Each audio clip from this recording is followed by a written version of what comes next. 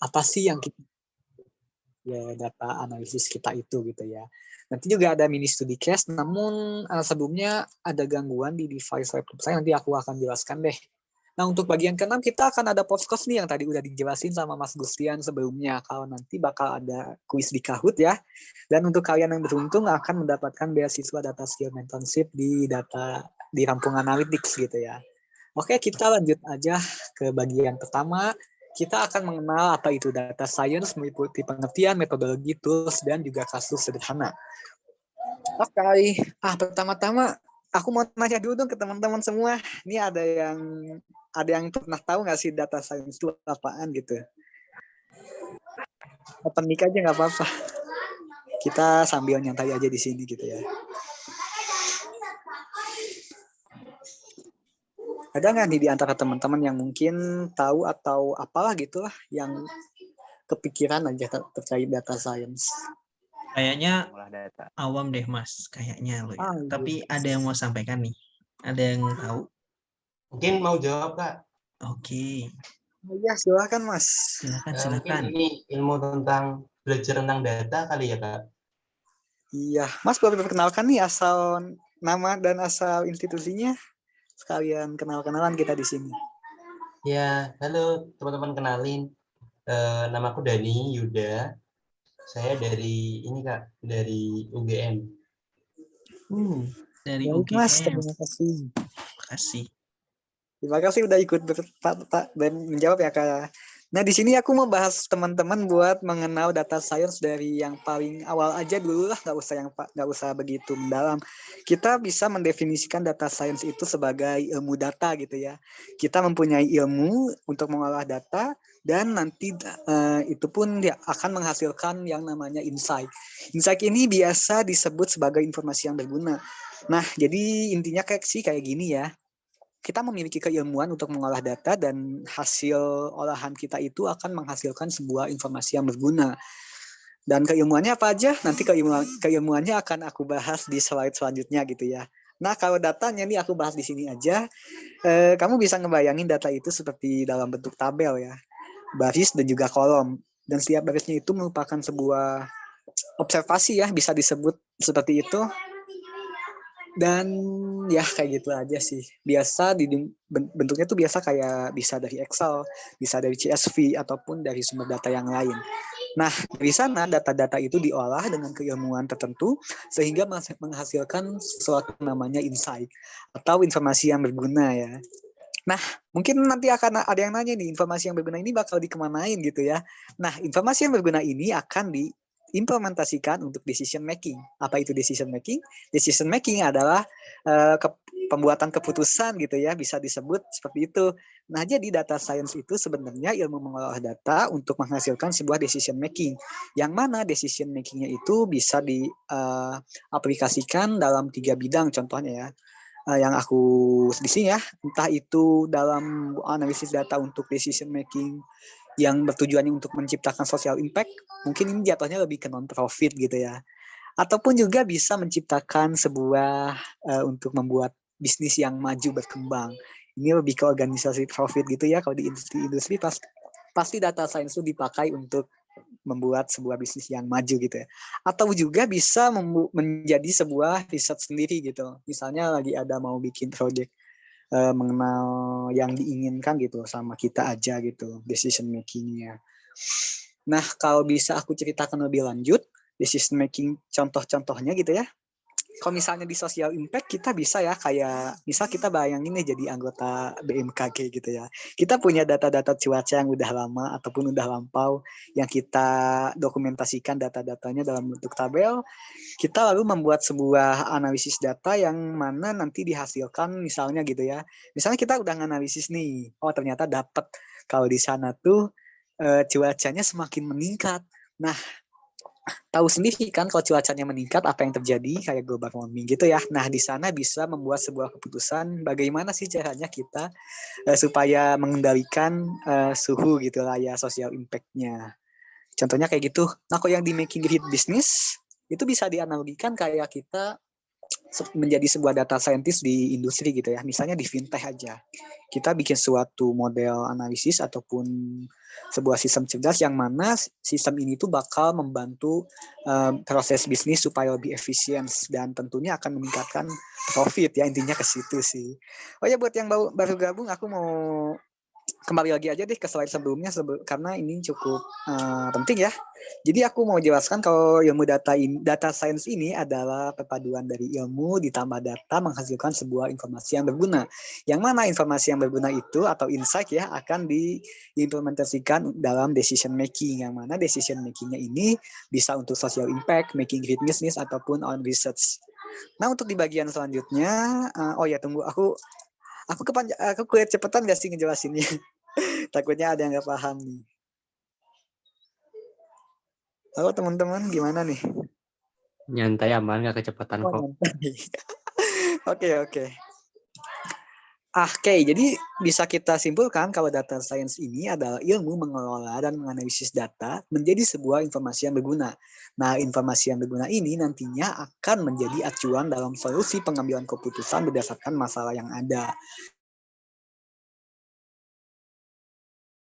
Terkait ingin tahu, misalnya kita di dalam sebuah retail gitu ya, kayak Alfamart atau Indomaret, kita ingin tahu kayak gimana sih perkembangan penjualan produk kita dalam waktu tertentu, misalnya dari tahun 2019 sampai tahun ini gitu ya, kita olah datanya, kita nanti akan temu hasilnya dan nanti akan dijadikan sebuah keputusan bisnis, intinya sih kayak gitu ya data science.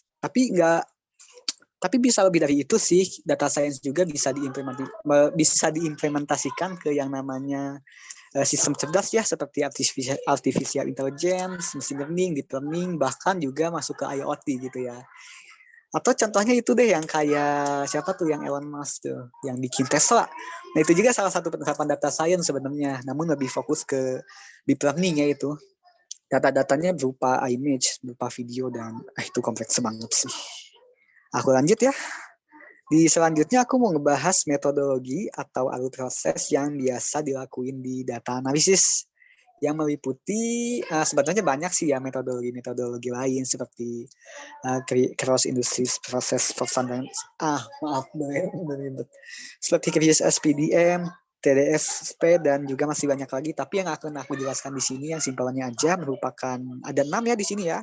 Ada ask, prepare, process, analyze, share, dan action. Yang mana proses-proses ini bisa kalian bisa kalian bukan berurutan sih ya. Misalnya kalau mau balik lagi ke fase sebelumnya itu bisa aja gitu ya. Nah, di pertama-tama ketika kita ingin membuat sebuah project data analisis, kita akan mendefinisikan dulu sih apa aja sih masalah yang ingin diselesaikan. Jadi kayak kita cari tahu dulu nih, aku mau nyelesain apa sih? Aku mau membahas apa sih, apa yang ingin aku selesaikan sih. Atau bisa kita kasih contoh misalnya Misalnya aku ingin tahu bagaimana sih perkembangan nilai rapot aku selama di SMP atau di SMK gitu ya. Oke, misalnya itu gitu ya. Kita ingin tahu seperti apa perkembangan nilai akademik kita gitu ya. Nah, lanjut ke tahap kedua yang namanya prepare, di mana kita mulai mengumpulkan data yang sesuai dengan masalah yang kita ingin selesaikan. Nah, di sini tuh prepare tuh menjadi fase yang paling penting ya sebenarnya, karena di dunia nyata tuh data tuh nggak tiba-tiba, nggak ujug-ujug ada dari langit gitu ya. Bahkan waktu itu aja aku sampai ngebikin sebuah codingan Python yang mana dia tuh ngelakuin ekstraksi data dari file PDF, tepatnya ada 500 PDF gitu ya, diolah menjadi bentuk tabel. Wah, itu juga lumayan pengorbanan ya dalam mengumpulkan data tuh. Nah, tapi kalau misalnya untuk latihan ataupun belajar, biasanya bisa dicari di situs yang namanya kaggle.com. Nanti ada di bagian terakhir sih itu. Nah, di bagian prepare ini intinya kita mengumpulkan data yang akan diolah gitu ya. Contohnya kalau disatuin sama yang raport tadi itu berarti kita akan mengambil data-data nilai raport yang pernah kita punya gitu ya. Kita udah mulai rekap datanya gitu.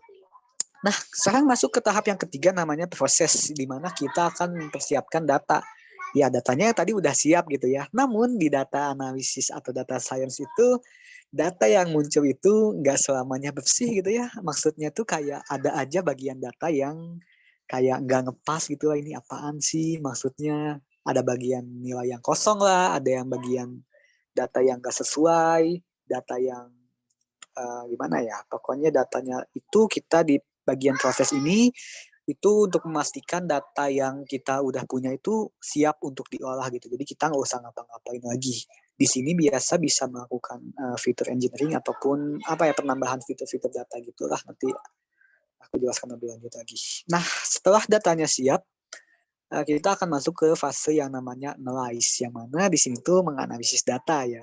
Setelah datanya kita olah, kita siapkan, kita analisis, dan di analisis ini kita menggunakan teknik tertentu, mau itu dari pakai statistika deskriptif, diferensial, maupun agregasi, maupun visualisasi data, juga teknik-teknik yang itu bisa ya. Nah, intinya itu adalah untuk mencari hidden insight dengan berbagai teknik. Hidden insight itu berarti informasi yang ada di dalam datanya gitu ya. Kan kalau kita olah data nih, tabelnya banyak banget, barisnya banyak banget, kolomnya banyak banget. Lah buset, gimana caranya coba kita tahu informasi yang ada di dalamnya gitu. Nah, di fase analisis ini lah kita menggunakan teknik-teknik tertentu untuk dicari apa sih yang ingin kita cari gitu ya. Bisa dari data visualisasi juga yang akan kita bahas pada hari ini. Nah, setelah data-datanya sudah kita analisis, kita masuk ke fase yang namanya share, di mana kita mengkomunikasikan hasil analisis. Nah, kalau di industri itu biasa ada istilahnya stakeholder gitu ya, kayak dia pengen tahu gitu hasil analisisnya kayak gimana, dan dia yang merumuskan keputusan bisnis untuk kedepannya gitu. Nah, intinya di fase ini kita akan mempresentasikan serta merumuskan decision making sesuai dengan apa yang kita udah analisis sebelumnya. Misalnya kayak yang tadi studi kasus yang nilai raport itu ya. Nih, misalnya kita udah analisis nih, ternyata menemukan kalau dalam setiap tahun tuh nilai raport kita bertambah gitu. Tapi di akhir tahun nilainya malah anjlok. Nah, kita bisa cari tahu kenapa sih bisa anjlok? Kenapa apa yang kita lakuin saat itu sampai nilai kita bisa anjlok gitu ya. Dari sana kita bisa bikin keputusan kalau misalnya, oh iya waktu itu aku lagi nggak fokus belajarnya nih, makanya anjlok nilainya. Nah, dari sana bisa dibikin keputusan kayak supaya nilainya bisa bertambah, aku harus belajar lagi. Kayak gitu misalnya, contoh sederhananya. Nah, udah kita masuk ke fase share, ini masuk ke bagian terakhir nih, namanya action, di mana kita akan melakukan implementasi dari apa yang udah kita lakukan di fase-fase sebelumnya gitu. Ini dan implementasi ini pun merupakan sebagai solusi dari permasalahan yang telah didefinisikan. Sebelum aku lanjut, ada yang mau nanya nggak? Takutnya ada yang bingung gitu, maksudnya apa sih gitu. Ini Rafika ngomong apa sih maksudnya? Oke, nyantai aja, open mic aja gitu ya. Kalau nggak ada nih ya, ada nggak? Kalau nggak aku lanjut ya. Oke, intinya alur prosesnya kayak gitu aja. Kita definisikan masalahnya, kita kumpulkan datanya, kita siapin datanya supaya bisa langsung untuk diolah, lalu kita analisis datanya, lalu kita komunikasikan, dan kalau udah kita membuat suatu aksi gitu ya dari hasil kita. Oke, aku lanjutkan, dan tema kali ini visualisasi data ya, akan berperan sangat penting dalam kedua proses ini, yang mana proses ini bernama analyze dan juga share, karena di nanti visualisasi datanya akan fokusnya ke kedua ini gitu ya. Oke, aku next ya. Oh ya, di sini aku mau ngebahas dulu nih skill menjadi data scientist, karena kan kalian pada mungkin belum tahu gitu ya. Nah, aku mau tapi jangan kaget ya. Di sini ada, jadi intinya data science itu adalah perpaduan dari ketiga bidang ilmu ini, antara matematika, statistika, digabung sama software programming, digabung juga sama business acumen, atau business acumen itu apa ya bahasa Indonesia-nya? Kelihayan bisnis deh, nah kayak gitu, kayak kemampuan bisnisnya. Apalagi nih yang di bagian domain knowledge, yang paling kanan atas, domain knowledge nih menjadi penting banget ya kalau di data science, karena ya kita kalau bisa misalnya kita tahu nganalisis data, kita tahu tekniknya, kita punya toolsnya, tapi kita nggak tahu kita olah datanya tentang apa gitu, kan bakal jadi rumit. Dan di antara banyak ini, matematikanya dari aljabar sampai deep learning, wah ini jauh banget sih, tapi nggak usah khawatir karena biasanya teori-teori gini tuh ada include gitu ya di software programming, bahkan ada toolsnya, tinggal masukin aja lah.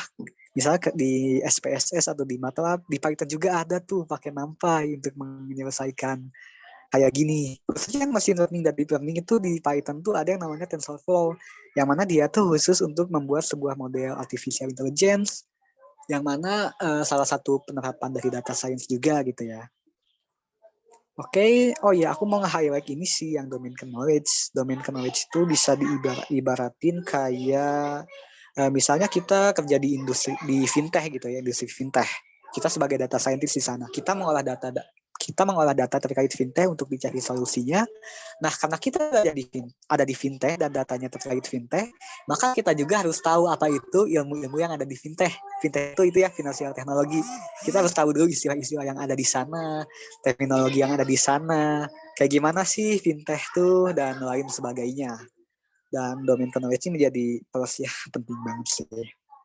Disesuaikan aja dengan problem yang akan dihandle. Oh ya, selanjutnya aku akan membahas terkait tools dari data analisis, yang mana aku bagi ketiga aja deh.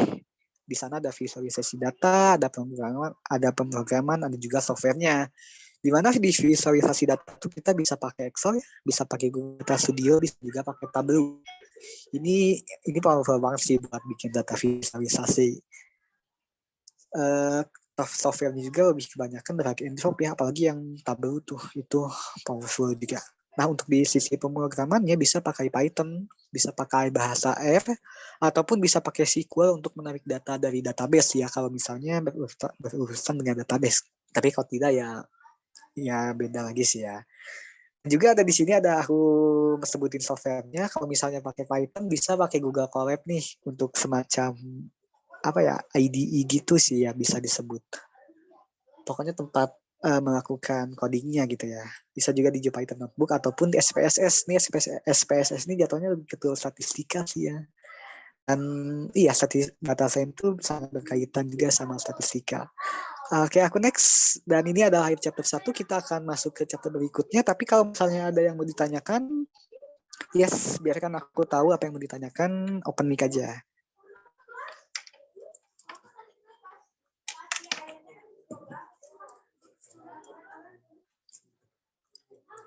Kalau nggak ada, aku lanjut aja untuk menghemat waktu. Ya, sekalian aku mau nge-recap aja yang ada di chapter 1 tadi. Jadi kita udah memahami apa itu data science, dimulai dari pengertian yang paling awal aja ya. Berupa perpaduan ilmu ditambah data menghasilkan sebuah insight, yang mana insight-nya ini diimplementasikan menjadi sebuah keputusan atau decision making gitu ya. Oke, tadi juga kita udah belajar tentang fase-fase di data analisis berupa merumuskan masalah, mempersiapkan data, lalu kita menganalisis data, kita mengkomunikasikan hasil analisis, dan juga melakukan aksi dari hasil tersebut. Kita masuk ke chapter 2 aja ya. Kita di sini akan mengetahui fungsi dan jenis grafik disertai praktik dengan Microsoft Excel dan Google Data Studio. Tapi aku mau kasih info dulu nih. Laptop aku tadi nge-crash banget. Jadi kayaknya kita nggak akan bisa praktik di sana. Tapi nggak usah khawatir. Aku nanti akan kirimkan soft file ke kalian terkait bagaimana melakukan visualisasi data di Google Data Studio dan juga Microsoft Excel disertai studi kasus nantinya. Nanti aku akan kirimkan deh menyusul ya. Nah, di sini kita akan memahami dulu nih jenis grafik, fungsi, dan penggunaannya. Karena kita skupnya di data visualization ya. Oke, tapi sebelum kita masuk ke sana, aku mau ajak teman-teman buat memahami apa itu tipe kolom numerikal dan tipe kolom kategorikal. Nah, ketika kita mengolah data itu kan kolom-kolomnya banyak ya. Ada yang pokoknya banyak deh. Nah, tapi di antara banyak itu mereka tuh pasti dibagi dalam dua kategori yang berbeda gitu ya. Diibaratin kayak dua kubu yang terpisah gitu ya. Satu si numerikal, satu si kategorikal. Nah, perbedaannya apa sih? Ini bakal penting banget ketika kita akan melakukan visualisasi data. Karena di visualisasi data itu pilihan grafiknya ada juga kayak gimana? Kayak ada syaratnya gitulah. Kayak misalnya harus pakai satu kategorikal ditambah satu numerikal. Bisa juga dua-duanya harus kategorikal. Bisa juga dua-duanya harus numerikal ataupun ya perpaduan gitulah ya. Nah, secara simpelnya kolom numerikal itu adalah kolom dengan yang isi datanya itu angka semua. Di mana angka ini tuh satuan ukurannya jelas atau biasa disebut dengan data kuantitatif, bisa diukur gitu ya. Contohnya kayak apa nih? Kayak gini, kayak usia, suhu udara, tinggi badan, berat badan, harga barang, tahun, total produk, dan lain-lain. Nah, di tipe kolom numerikal ini kita bisa mencari statistika deskriptifnya. Ada yang mungkin pada tahu ya, statistika deskriptif itu kayak yang kuartil 1, kuartil 2, kuartil 3, mean, median, modus, rata-rata, simpangan baku, apalagi tuh namanya varians, dan ini tuh dicarinya dari tipe kolom yang kuantitatif ya, bisa dikalkulasi lah dalam kata lain. Nah, sedangkan untuk yang kategorikal ini sebaliknya, dia itu biasanya datanya berisi berupa teks aja gitu. Kayak ada kategori-kategori tertentu atau biasa disebut dengan kualitatif. Kualitas gitu ya, datanya ada kualitatifnya. Contohnya kayak jenis kelamin. Jenis kelamin kan cuma ada cowok, cewek gitu ya. Itu nggak bisa dikalkulasi kan, nggak bisa ditambah, nggak bisa dikurang, pasti cuma dikategorikan aja gitu contohnya. Selanjutnya ada juga kayak jenis produk, misalnya namanya ini buku, pensil, dan lain semacamnya. Pokoknya teks-teks gitu deh, asal kota, negara, asal sekolah, nama barang, urutan kategori, dan lain-lain. Oh iya, kalau yang urutan kategori itu sebenarnya kayak gini. Misalnya kita punya sebuah kolom data yang mana isi fieldnya tuh kayak tidak setuju, netral, sama setuju. Tapi dilambangkan sebagai 0, 1, 2, di mana 0 tuh contohnya misalnya nggak setuju, 1 tuh normal, 2 tuh setuju. Nah, dia secara bentuk kan masuknya ke numerikal gitu ya. Tapi kalau secara di ininya, dia masuknya ke kategorikal, kualitatif gitu ya. Karena dia nggak bisa dikalkulasi, maksudnya kayak gimana gitu. Oke, kayak gitu. Aku next aja ke slide selanjutnya. Di sini aku akan membahas contohnya ya di sini ya, yang kualitatif sama kuantitatif. Di sini ada kolom merek mobil, Toyota, Honda, Daihatsu, Chevrolet, VW, Suzuki. Itu maksudnya kualitatif ya, dia berupa teks, nggak bisa dikalkulasi. Sama juga nih yang kayak di sebelahnya yang model, Kijang, Corolla, dan lain-lain. Nah, sedangkan untuk yang tahun dan juga mesin, itu tahunnya ya, tahun 2008, 2003, terus yang di mesin ada 2000, 1800, 1400, itu masuknya ke kuantitatif. Dia bisa dikalkulasi, dia bisa dicari statistika deskriptifnya gitu ya. Kayak gitu sih. Oke, kayaknya udah paham. Aku next ke slide berikutnya, di mana aku akan membahas tentang macam-macam visualisasi data yang sangat sangat umum dan atau bisa dibilang top 5-nya gitu ya. Yang pertama-tama aku mau bahas dari simple text aja dulu, di mana contohnya tuh kayak yang ini ya. Aku baca ini ya. 9 dari 10 dokter menyatakan bahwa produk pasta gigi bla bla bla bla efektif membunuh kuman dan mencegah rasa ngilu. Nah, itu contohnya ya, simple text itu salah satu jenis visualisasi data juga di sana tuh. Dan dia tuh hanya berisi kalimat inti. Jadi kalau misalnya kita punya informasi, kita ingin ngasih tahu, misalnya kita di data analisis, kita ingin ngasih tahu cuma intinya aja gitu ya, kita ingin to the point, simple text bisa dijadikan referensi ya, sangat simple banget ya. Biasanya dia tuh hanya berisi angka yang dipadukan dengan kalimat anotasi, biasanya kayak gitu. Tapi di balik itu semua, si simple text ini bisa disebut kurang informatif karena dia tuh nggak bisa dibandingin sama informasi yang lain ya. Mungkin di yang visualisasi yang ini kan cuma si pasta gigi Raden doang gitu ya, tapi nggak tahu di pasta gigi lain kayak gimana gitu contohnya. Kayak gitu sih simpelnya mah. Simple text yang pertama nih ya. Yang kedua nih ada grafik batang. Wah, ini mah udah hatam banget lah, ini udah sering banget, bahkan di SMP juga udah diajarin yang kayak gini ya. Dan grafik batang tuh paling enak banget sih buat dipakai, karena apa? Karena dia tuh yang tadi aku udah sebut ya, dia tuh gampang dimengerti sama orang-orang gitu. Dia mata kita tuh kan bakal mudah gitu ya ngebandingin nilai dari si batangnya ya, sehingga kita tahu gitu kategori mana yang paling besar, kategori mana yang nilainya kecil, dan sebaliknya gitu ya. Nah, di sini ada visi dari kolom kategori dan numerik. Ini kayak yang aku udah jelasin sebelumnya sih.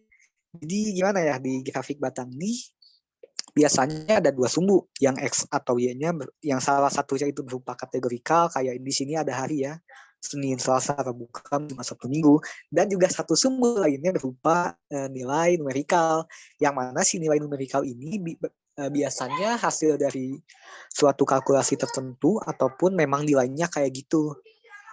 Bisa dicontohin kayak misalnya di dalam tabel ada Senin, Selasa, Rabu, Kamis, Jumat, Sabtu, Minggu, terus di kolom sebelahnya ada value-nya gitu.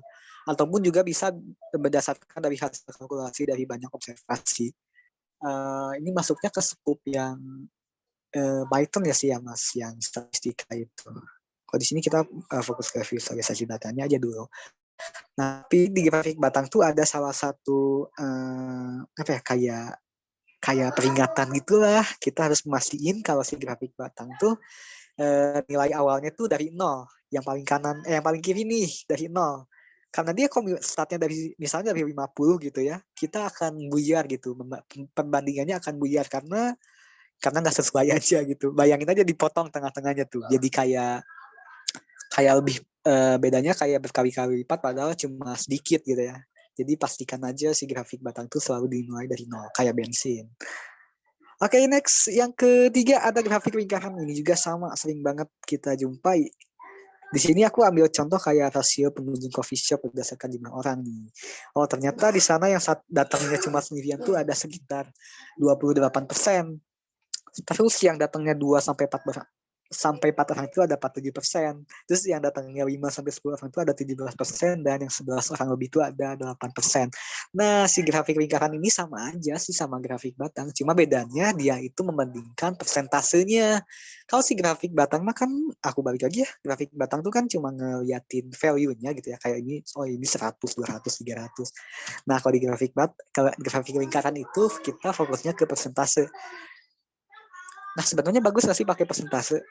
Kalau dari yang aku tahu sih sebenarnya grafik lingkaran tuh kayak jangan dipakai gitu. Tapi karena apa? Karena ini dia kurang informatif. Karena kita cuma tahu persentasenya doang, tapi tidak dengan jumlah aslinya. Nah, bagaimana cara mengetahuinya? Jadi kalau misalnya kita membuat sebuah grafik lingkaran, selain kita bikin persentasenya, pasti juga membuat sebuah value aslinya gitu ya. Misalnya 28% ini tuh dari 50 orang gitu maksudnya. Kayak gitu sih contohnya, supaya grafik yang kita sampaikan itu lebih informatif dan mudah dimengerti oleh audiens kita. Oke, next ada yang namanya grafik garis atau biasa disebut sebagai line chart. Nah, grafik garis ini biasa dilihat trennya gitu ya, kayak perkembangannya. Biasa perkembangannya itu berdasarkan interval, kayak seperti hari, bulan, tahun. Pokoknya intinya kayak persekian waktu aja. Di mana yang salah satu sumbunya merupakan interval, dan sumbu yang satunya lagi merupakan value dari intervalnya tersebut ya. Kayak gitu sih. Dan di sini tuh bisa membandingkan banyak kategori juga.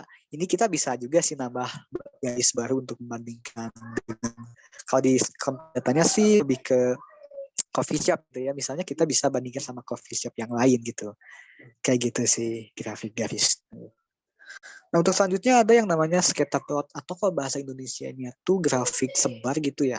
Kalau nggak salah tuh ya grafik sebar. Intinya dia tuh untuk melihat relasi dari dua variabel numerik yang angka semua ya, kayak berat badan, tinggi badan. Di sini disebar gitu poin-poinnya, di mana setiap poin ini kayak menyertakan dari satu observasi gitu ya. Misalnya di sini tuh aku gitu ya, di salah satu poinnya ada aku gitu. Kayak gitu.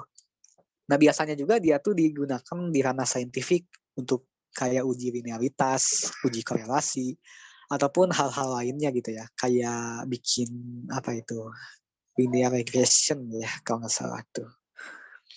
Oke, next ada histogram. Histogram ini sama aja kayak bar chart ya, tapi isinya itu untuk mendistribusikan, melihat persebaran dari data yang kolomnya itu numerik. Misalnya kita nih di sini punya total transaksi deh. Di setiap pembayaran tuh transaksinya biasa pada berapa gitu. Kita buat sebuah histogram, dan di sini ketahuan hasilnya kalau ternyata banyak dari pengunjung itu belanjanya tuh dari harga 0 sampai 100.000. Itu paling banyak dibanding yang interval lainnya. Nah, itu biasa diterjemahkan dalam statistika deskriptif meliputi kuartil 1, median, kuartil 3, ada juga rata-rata simpangan baku juga persentil. Ini batangnya bisa diperkecil lagi ya, pokoknya disesuaikan aja sesuai dengan yang biasa dibutuhkan. Sebentar.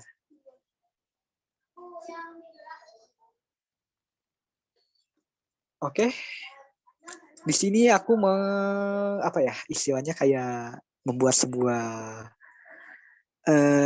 ini ya, di mana grafik-grafik ini bisa kita bagi dalam 4 kategori, yang mana yang pertama ini ada perbandingan. Di sini intinya untuk membandingkan value-nya gitu ya, membandingkan antar kategori itu kayak gimana sih. Biasa kita bisa pakai tabel, bisa pakai grafik batang, grafik garis, slope graph. Slope graph itu bisa diibaratkan kayak dua garis yang mana dia tuh menunjukkan perubahan dalam satu periode waktu tertentu gitu lah. Lalu juga ada geospasial. Di geospasial ini maksudnya kayak map peta gitu ya. Peta diwarna-warniin gitu, kayaknya kalau misalnya semakin tebal warnanya dia semakin besar nilainya. Kalau misalnya dia semakin cerah warnanya dia semakin sedikit. Misalnya kayak gitu sih. Nah, selanjutnya ada juga untuk mencari relasi dari dua variabel. Biasanya dipakai di scatterplot juga bubble chart. Ini sama aja sih sebenarnya kayak yang tadi aku udah jelasin. Nah, selanjutnya ada di komposisi berupa kayak simple text yang tadi, ada juga grafik lingkaran, double chart, juga word cloud. Ini tuh untuk melihat ini kayak gimana sih komposisi yang ada di data kita. Nah, selanjutnya ada juga yang berkaitan dengan distribusi, seperti kurva distribusi, histogram, box plot. Ini kaitannya lebih ke statistika deskriptif sih ya. Nah, sebetulnya tadi aku mau ngajak kalian untuk praktikal, tapi ada gangguan di device saya, maaf. Tapi nanti aku akan buat sebuah soft file untuk kalian berupa panduan dalam membuat sebuah grafik di Microsoft Excel juga Google Data Studio. Nanti akan diinformasikan lebih lanjut. Oke, di bagian ini kita udah mengenal terkait jenis-jenis grafik yang biasa dibuat di data science. Nah, tapi aku juga mau nanya juga nih ke kalian, apakah ada yang bingung atau maksudnya apa sih? Coba di open mic aja, nggak apa-apa. Silahkan.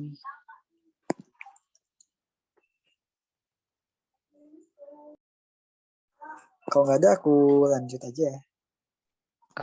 Bisa ini nggak, yang scatterplot? Oke, Belum terlalu. aku pindahin ya ke scatterplot. Yes, jadi ini tuh lebih ke melihat relasi antar dua variabel numerik gitu ya. Kayak tinggi badan, berat badan disatuin. Jadiin bentuk poin-poin.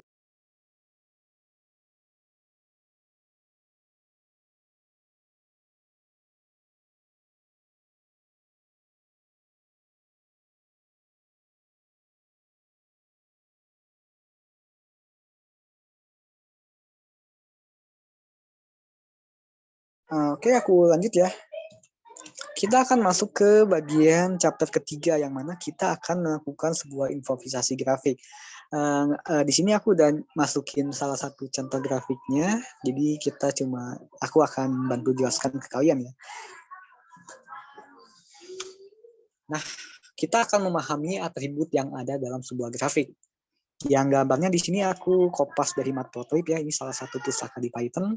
Oke, aku bahas ya. Di sini ada title yang paling atas tuh. Ya, itu setiap grafik pasti ada judulnya ya. Dan judulnya disebut dengan title. Lalu di sana digeser sedikit ke kanan ada yang namanya legend. Legend itu biasa diibaratkan sebagai penandanya aja gitu. Di situ kan ada garis biru sama garis merah ya. Nanti di situ kayak ketulis nih, kalau garis biru itu melambangkan kategori apa gitu, yang merah tuh kategori apa gitu.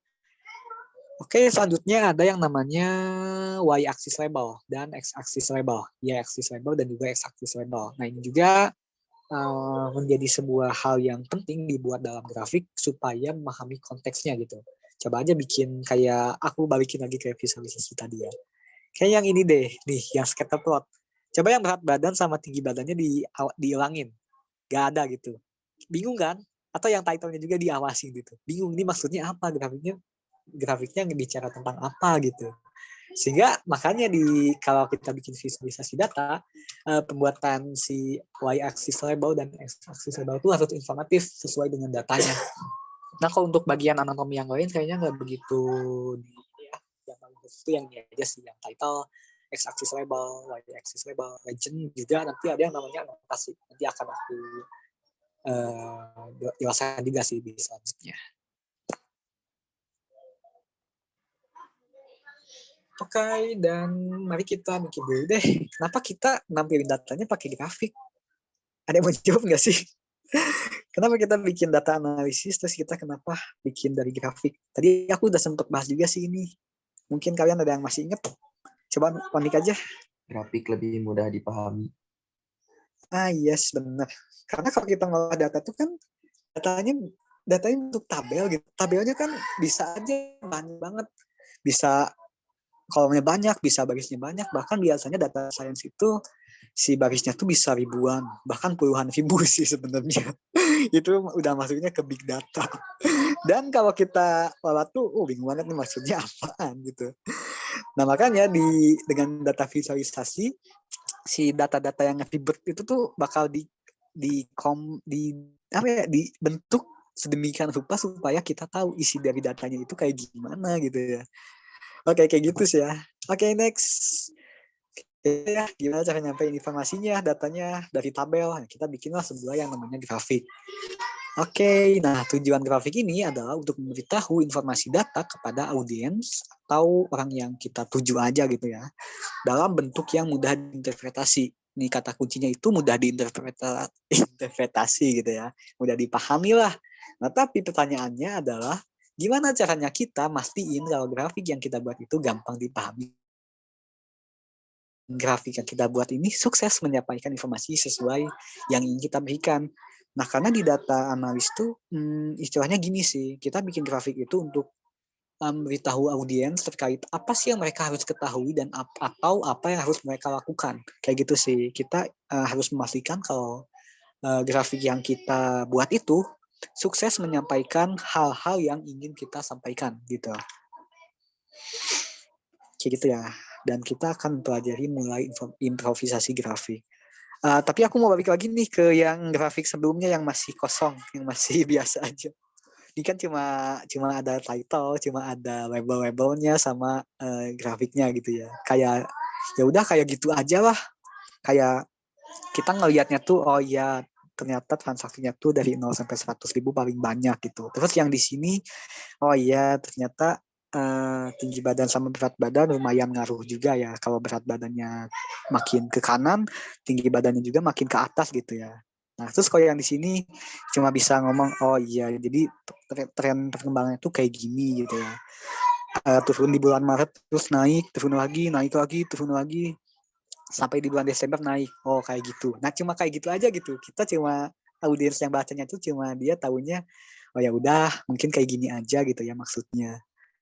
Di yang sini juga sama. Ternyata komposisinya kayak gini gitu ya. Jadi cuma sesuai yang kita tampilin aja gitu. Nah, sedangkan jika kita ingin memastikan kita mampu untuk melakukan ini, kita sukses, kita punya sesuatu yang ingin disampaikan ke audiens. Kita ingin memastikan kalau audiens itu nangkep apa yang ingin kita sampaikan. Nah, kita masuk ke bagian yang improvisasi grafik. Nanti aku akan bahaskan poin-poinnya. Tapi ini adalah sebuah contohnya aja. Di sini konteksnya apa ya? Pokoknya gini aja deh. Ini berupa sebuah grafik garis yang intervalnya itu merupakan per bulan ya, di suatu tahun. Kita buat grafiknya dan menjadi seperti ini. Dan orang-orang yang baca grafiknya tuh mungkin dia kayak cuma ini kayak gini aja gitu ya. Kayak cuma gitu. Ternyata naik turun.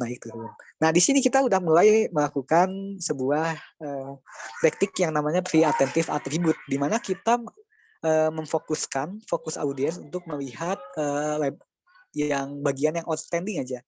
Kalau di sini kan kita fokusnya terbagi dua ya, ke yang garis biru sama yang merah. Tapi kalau di sini kita nggak tahu kenapa jadi fokusnya ke yang biru aja gitu. Dan kita misalnya asumsi kita ingin membahas tentang yang birunya gitu. Bisa kayak giniin. Istilahnya itu pre-attentive attribute. Nah, untuk selanjutnya kita mulai memberikan sebuah label terhadap si grafiknya, garisnya gitu ya, supaya si yang ngeliat grafiknya tuh nggak usah ngebandingin dari kanan ke kiri, kita tinggal aja lihat di sini, oh ya ternyata di sini tuh nilainya 177, terus di bawahnya 140, kayak gitu. Di sana juga bisa kelihatan kan perbedaannya seberapa banyak. Untuk selanjutnya di sini ada improvisasi lagi, menambahkan berupa label, title, dan juga pendukung yang lainnya ya yang di bawah tuh, supaya informasi yang kita sampaikan itu lebih informatif. Dan yang langkah terakhir itu ada yang namanya anotasi. Dan grafik yang awalnya cuma kayak gini bisa diimprove sebagus ini. Dan oh ya BTW aku highlight dulu nih ya. Aku ambil gambarnya dari storytellingbigdata.com ya. Aku supaya nggak kena copyright. Yes, kayak gini. Dan ya lebih improve lah. Jadi kita bisa menyampaikan maksudnya gitu ya, kita bikin grafik buat apa, tujuannya buat apa, mau nyampein apa. Dan ya aku mau membahas poin-poin yang bisa dilakukan ketika kita mengimprovisasi grafik yang kita buat. Oh ya, reminder juga, nanti aku akan kirimkan ya file terkait panduannya, karena maaf sekali aku nggak bisa praktekin sekarang karena nggak kuat laptopnya. Tapi nggak apa-apa, nanti akan disampaikan lebih lanjut ke depannya. Nah, seperti yang aku udah sebut sebelumnya, grafik ini seharusnya memberitahu audiens terkait informasi yang harus mereka ketahui atau hal yang mereka harus lakukan. Misalnya kita kerja sebagai data scientist dan kita punya stakeholder gitu ya, yang orang yang bikin keputusan. Kita tuh ingin kasih tahu ke si orang ini kalau kamu tuh harus bla bla bla bla, atau kamu tuh harus ngelakuin ini itu gitu, supaya supaya penyelesaian dari hasil analisisnya aja gitu. Dan tujuan grafik itu sebenarnya kayak gini. Oh iya, aku mau ngejelasin dulu dong, kayaknya ini ketinggalan deh. Tadi nggak lupa aku lewat. Grafik itu hasil analisisnya data tuh kan, aku balik lagi ya. Jauh kayaknya nggak apa-apa. Yang bagian share nih, aku lupa ngasih tahu. Kalau di data analisis, kita bisa kita bisa kita bisa membagikan hasil analisis kita tuh dari bisa buat berbentuk seperti cuma grafik aja, kumpulan grafik, bisa juga dijadikan sebuah dashboard, bisa juga sebuah report ataupun yang namanya infografis ya, itu juga salah satu cara kita menceritakan hasil analisis, salah satunya di sana.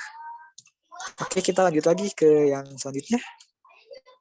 Oh iya, di sini aku akan bahas poin-poin improvisasi dari sebuah grafik. Yang ini tuh berurutan ya, dari 1 sampai 8. Oke, yang pertama nih, sebelum kita buat grafik, kita paham dulu nih, kita mau apa, kita mau ngasih tahu apa sih ke audiens. Misalnya kita ngolah data terkait yang pengunjung coffee shop tadi ya, yang kayak jumlah pengunjung per hari gitu. Oh, misalnya kita mau ngasih tahu nih, kalau ternyata pengunjungnya itu paling banyak di hari Minggu, kita mau nge-highlight itu. Misalnya kayak gitu ya, paham gitu, mau apa tujuannya. Yang kedua itu kita harus punya konteks yang jelas, yang mana di sini tuh kita memilih grafik yang mudah dipahami sama audiens. Ya grafiknya yang pas aja gitu ya, yang cocok aja sesuai dengan hal yang ingin kita sampaikan. Misalnya kita pengen posisi kayak person, ya berarti pakai grafik lingkaran gitu ya. Tapi kalau misalnya kita ngasih informasi berupa berapa kategori dengan nilainya, kita bisa pakai grafik batang. Ataupun tapi kalau kita cuma pengen nge-highlight satu teks doang, satu kalimat doang, kita bisa pakai visualisasi data yang simple text. Yang pertama tadi tuh bisa kayak gitu. Intinya kita harus punya konteks dulu sebelum kita membuat sebuah grafik. Ya konteks yang lain juga ada sih itu kita mengikuti sudut pandang audiens deh, nanti aku akan jelaskan juga sih di PPT yang selanjutnya, ada di slide-nya. Yang poin ketiga itu ada label yang informatif, yang tadi udah aku liatin di sini ya, yang berupa ada judulnya, ada label di sumbu X, di sumbu Y, juga kalau misalnya ada berkategori-kategori ada legend-nya gitu ya untuk sebagai penanda gitu. Pokoknya grafik yang kita buat itu informatif aja. Yang keempat, jangan terlalu kompleks. Ibaratnya kalau kita bikin sebuah grafik yang ramai banget, itu beban kognitif kita tuh pusing. Kita harus kemana? Kita ngeliatin grafiknya, kita bagian kemana gitu. Karena semuanya sama-sama bersaing gitu ya, perhatian di grafiknya tuh.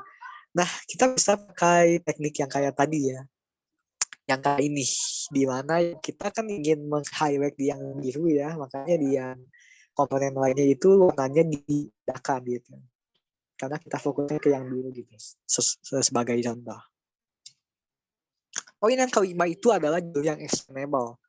Misalnya kita buat grafik yang ingin melakukan sebuah aksi, misalnya kayak kita melihat nih kalau banyak customer tuh ngeluh karena pelayanan jelek. Misal kita membuat sebuah analisis data dari sebuah toko gitu ya. Kita ngelihat kalau itu reviewnya jelek, di barang itu reviewnya jeleknya kemana? Misalnya jelek di produknya atau apa. Nah dari sana kita bikin juga grafiknya yang actionable. Misalnya kita menemukan kalau ada bagian yang harus diimprovisasi, maka nanti ditulis aja di grafik, di title-nya tuh kalau kita harus membenahi sektor bla bla bla bla untuk menghindari bla bla bla. Kayak gitu aja sih.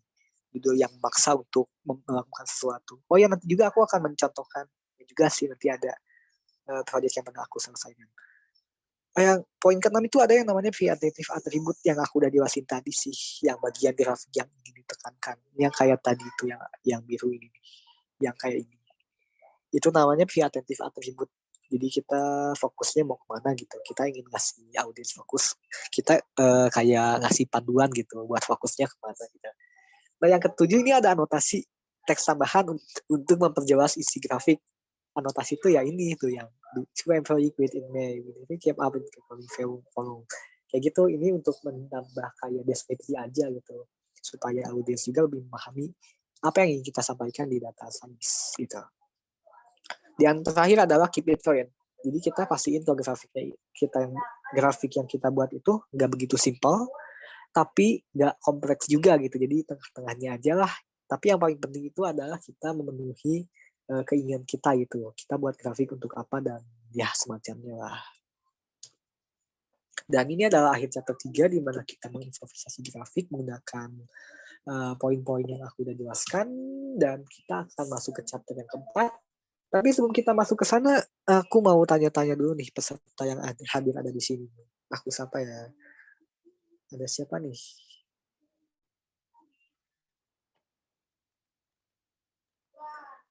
Atau ada yang mau bertanya nggak nih sebelum aku lanjut? Kali aja ada yang bingung atau mau apa gitu. Silakan.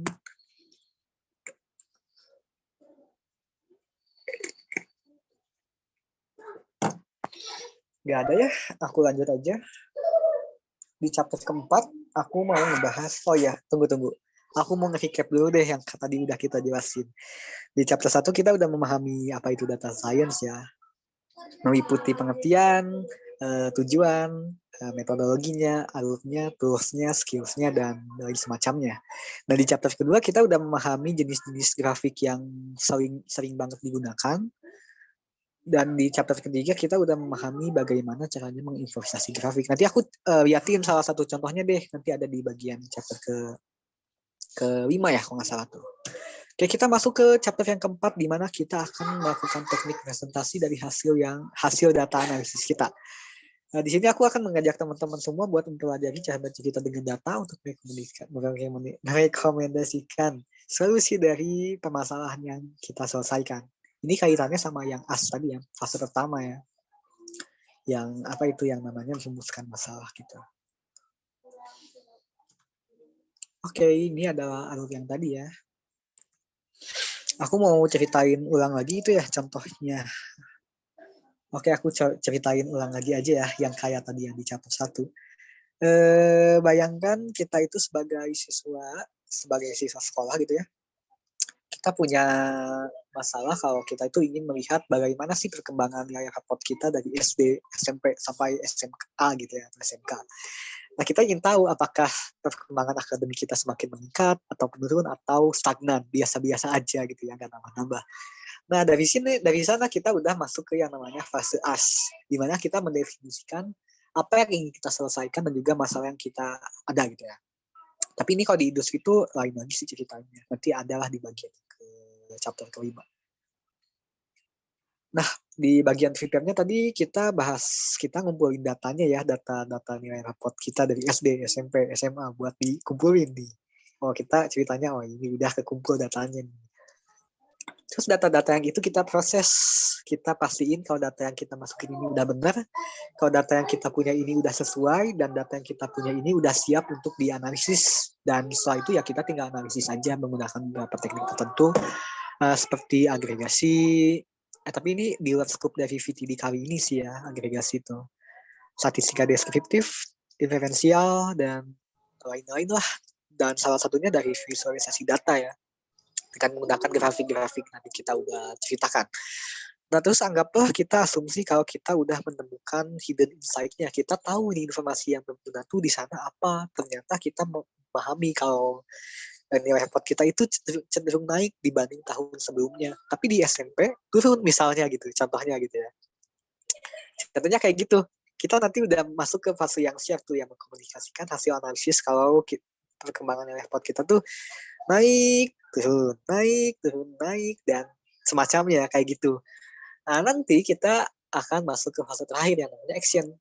Itu bakal merumuskan, menjawab solusi dari apa yang kita udah cari problemnya gitu ya di bagian pertama yang fase as. Nah, kita akan masuk ke di bab ini ya, di bab yang keempat kita akan masuk ke bagian yang share, di mana kita mengkomunikasikan hasil analisis. Tapi dengan cara bercerita gitu ya, ada ceritanya gitu, nggak cuma baca doang, tapi ada ceritanya gitu. Aku akan jelaskan. Oh iya, ini yang aku tadi jelasin ya, tipe-tipe presentasi hasil analisis data. Ini bisa kita skip aja, tadi udah ya. Yang pakai itu ya, bisa pakai dashboard, bisa pakai reporting, bisa juga infografis, bisa juga kumpulan presentasi data, juga bisa live presentation. Presentasi secara langsung gitu ya.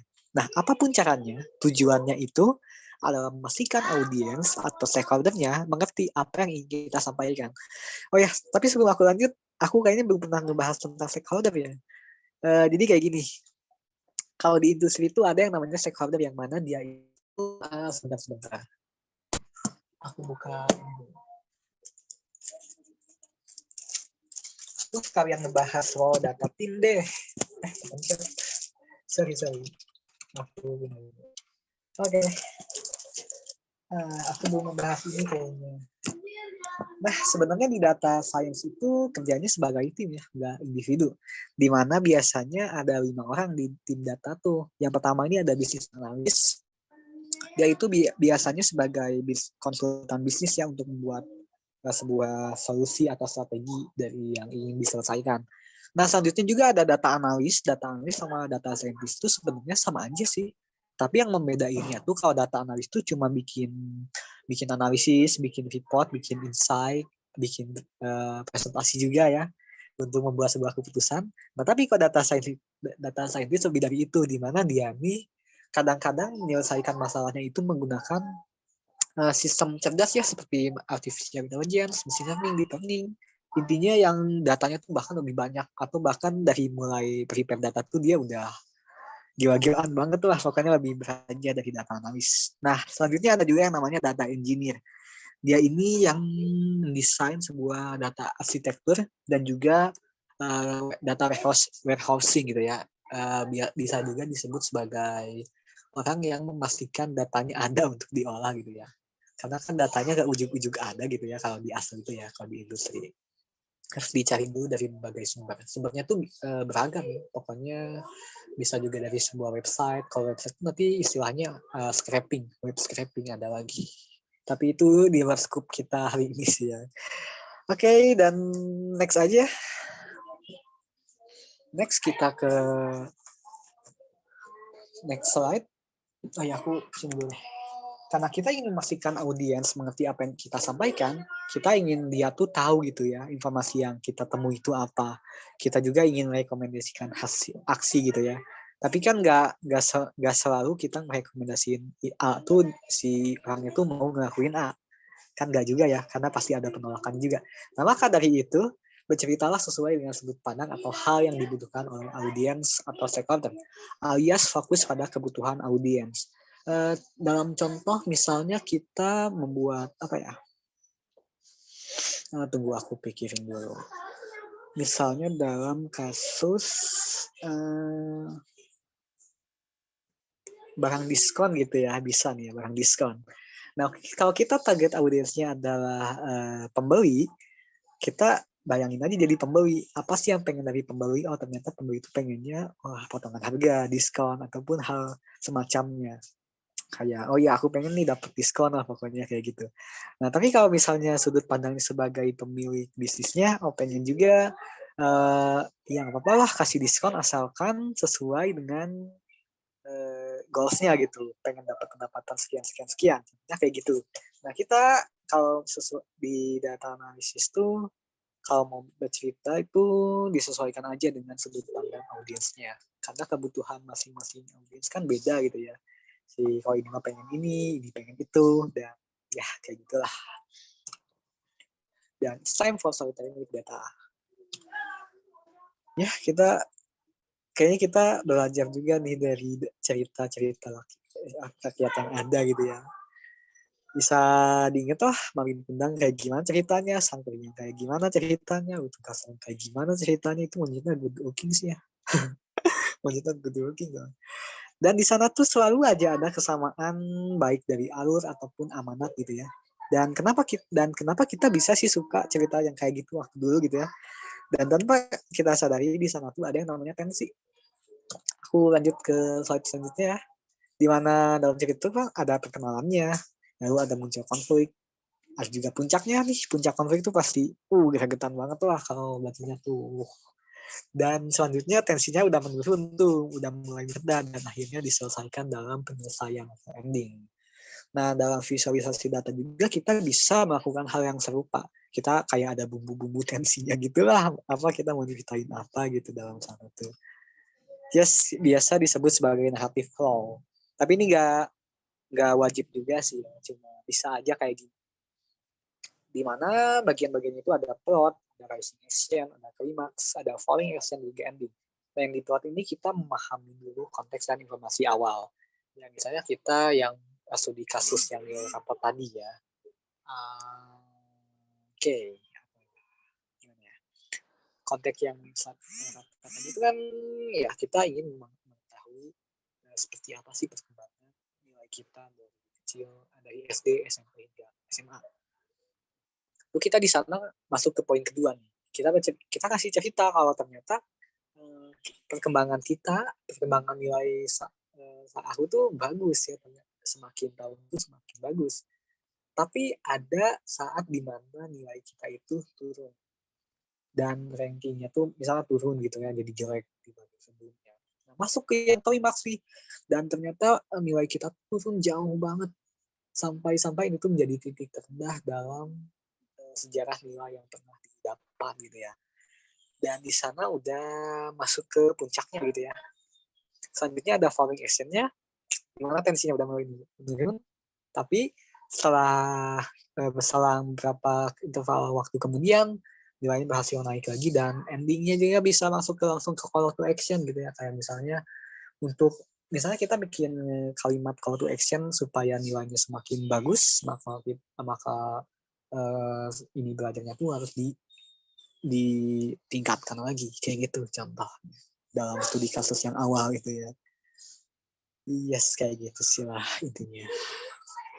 Tapi ini tuh nggak harus ini gitu ya. Ini salah satu contohnya aja sih. Nah, call to action itu dengan konsep big idea. Yang mana big idea ini merupakan apa ya? Aku tuh ambil dari bukunya karya Nancy Duarte yang dari buku Viasmith. Bisa dijelaskan kalau big idea ini merangkum hasil dari analisis kita dalam satu kalimat utuh kayak gitu. Dimana bisa dimulai dari artikulasi sudut pandang yang unik, terus ngejelasin ngejelasin hal yang bakal terjadi kalau suatu aksi dilakukan atau nggak dilakukan. Misalnya kalau yang studi kasus tadi, kalau misalnya nggak belajar, ternyata nanti bakal makin jelek lagi nilainya. Kalau misalnya belajar bakal naik lagi. Nah, nanti dari sana langsung dalam satu kalimat yang utuh dipadu-padankan gitu ya. Oke, dan ya dari sana setelah kita melakukan fase share data analisisnya, akan masuk ke yang namanya action, di mana kita melakukan dari hasil analisis, yang mana kita akan melakukan interpretasi dari keputusan yang udah kita ketahui nih sebelumnya. Ternyata bla bla bla bla gitu. Nah, yes, gitu. Dan yes, kayaknya tempat presentasi analisis. Gimana? Aku mau nanya dong ke kalian teman-teman semua, ada yang mau ditanyakan nggak? Ada bagian nggak paham gitu? Mungkin bisa aku ulang lagi atau gimana? Kalau Kang, bisa tolong ulang yang alur naratif presentasi data tadi? Oke. Yang ini ya, yang negatif. Iya, betul. Pokoknya Terima kasih. dimakansi gitu lah.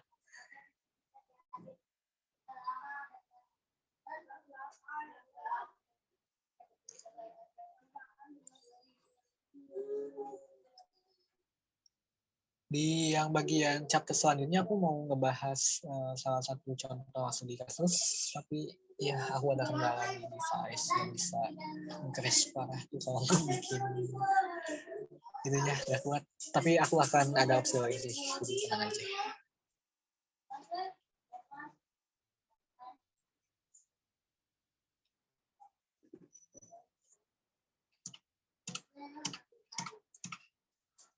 Oke, aku mau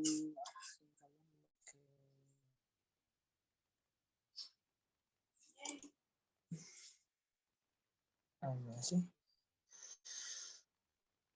Ini ya. Nambah tuh.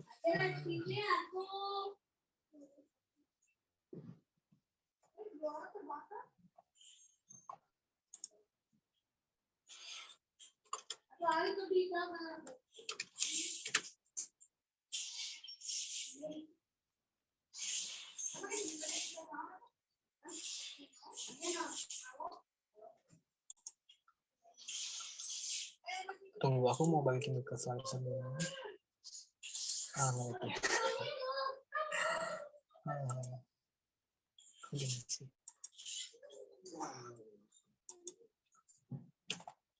Oke. Oke. Kita masukin ke yang analisis tadi, yang metodologi atau prosesnya.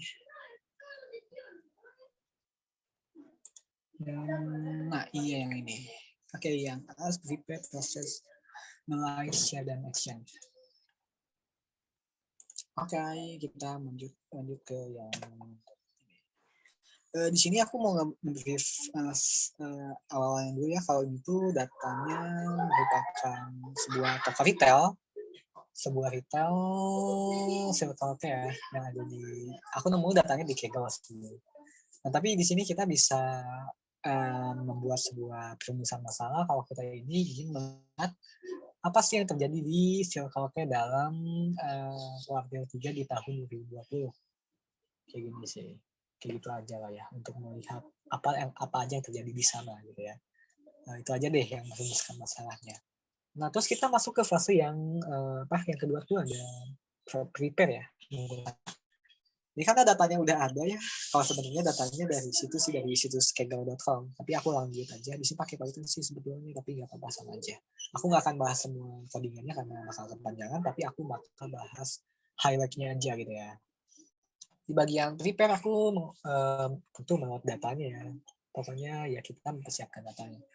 Lanjut aja ke bagian proses. Data yang aku punya awal itu seperti ini, di mana dia punya tanggal, kolom tanggal, punya ID transaksi, punya jam transaksi, punya departemen produk, punya kategorinya, ada juga subkategorinya, ada juga tipe produknya, ada juga nama produknya, ada juga kuantitasnya gitu ya, ada juga harganya dan juga total belanja. Atau dalam kata lain bisa disebutkan kalau dalam satu baris ini merupakan isi dari salah satu struk belanja gitu ya. Di situ dia beli ini, banyaknya segini dan total harganya segini gitu. Bisa disebut kayak gitu ya. Di sini juga ada tanggalnya yang merupakan nanti kita bisa melakukan banyak hal di sini. Di sini tunggu aku balik lagi ke sini ya. Kita masuk ke fase yang ketiga ya, proses mempersiapkan data. Nah, data yang ada di depan ini sebenarnya nggak begitu bagus ya. Karena ada aja bagian yang ingin ada yang ingin diolah dulu sebelum benar-benar dianalisis. Nah, di sini aku melakukan beberapa teknik seperti menambahkan, oh ya di sini mengganti nama kolomnya ya supaya lebih paham aja gitu maksudnya apa. Selanjutnya di sini penambahan fitur-fitur datanya atau penambahan kolomnya gitu ya. Di sini tambahin lagi kolomnya, ditambah menjadi ada jadi kayak gini ya, jadi lebih banyak. Ada bulan, ada hari, ada jenis harinya, ada jamnya, jam terbang waktunya, ada jenis waktunya yang isinya tuh kayak pagi, siang, sore, malam, dan ya kayak gitu juga. Oke, di sini udah masuk ke fase yang namanya proses siapkan datanya ya untuk siap diolah lah ini mah. Gitu. Oh, ini aku pakai Python ya. Sebenarnya kalau toolsnya itu bisa ya pakai Microsoft Excel itu lebih enak juga karena kalau di Python tuh agak ribet sama tipe datanya gitu kayak ini harus sesuai lah, harus gimana gitu. Nah biasa kita lakukan juga untuk mengawali proses. Aku sambil cerita aja, sambil membahas ininya aja gitu ya, sambil membahas alur prosesnya aja. Gitu. Nah ketika kita dihadapkan sama data dan kita ingin mengolah, oh ya di sini aku ingatkan lagi kalau tujuannya ada melihat apa sih yang terjadi di gerai Circle K ini dalam periode waktu tertentu di sini dari 2020 sampai ini ya sampai September 2020 gitu. Di sini juga aku melakukan beberapa pemahaman datanya, ternyata di situ ada 26.000 transaksi. Tapi intinya di bagian ini tuh kita memahami dulu apa sih yang terkandung dalam datanya gitu. Kita tahu gitu. Oh ya ini maksudnya konteks dari datanya kayak gimana. Kayak gitu sih contohnya. Ini tuh di Excel juga bisa ya. Ada sih soalnya bisa disebut data science di Python tuh sama di Excel. Cuma bedanya dia tuh bisa buat machine learning, bisa buat deep learning dan lain semacamnya gitu. Bisa lebih customizable aja gitu. Oke, di sini juga aku ada semacam pemahaman gitu ya. Jadi sebelum ngolah data tuh kita memastikan kita data ini tuh maksudnya apa gitu. Intinya mah kayak gitu aja sih. Ada juga bikin grafik untuk ada departemen di situ ya. Departemen barangnya itu dari mana aja, dan aku di sini bikin visualisasinya juga pakai bar chart, ya, grafik batang, ya kayak gitulah, skip aja.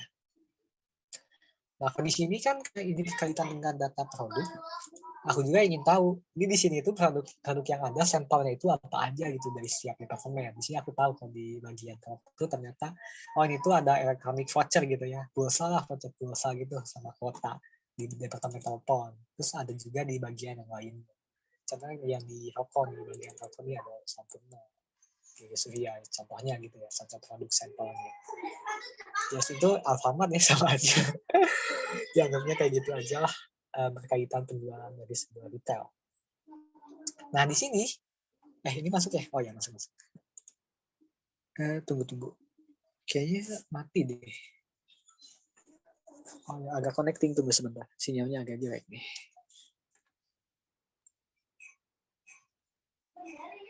Oh ya mati ya. Oke tunggu.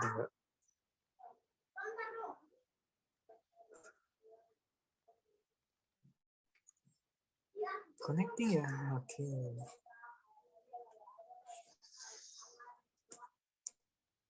Sambil menunggu kalian bisa masuk ke ini ya. Aku send linknya. Aku masukin. Aku hosting sih itu. Aduh ya. Aku send di sini. Project untuk Yap, di sana bisa di copy. Sambil menunggu aku beresin connecting ini. Kenapa ya?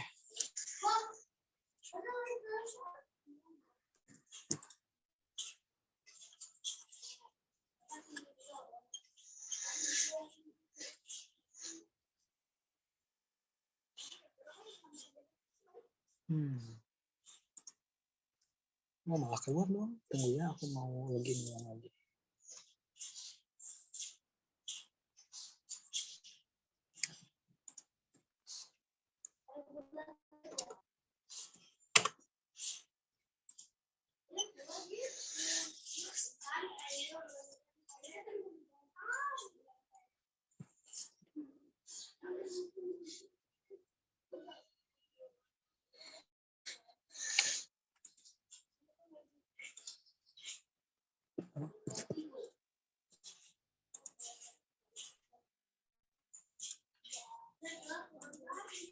Salah wifi dong, pantesan.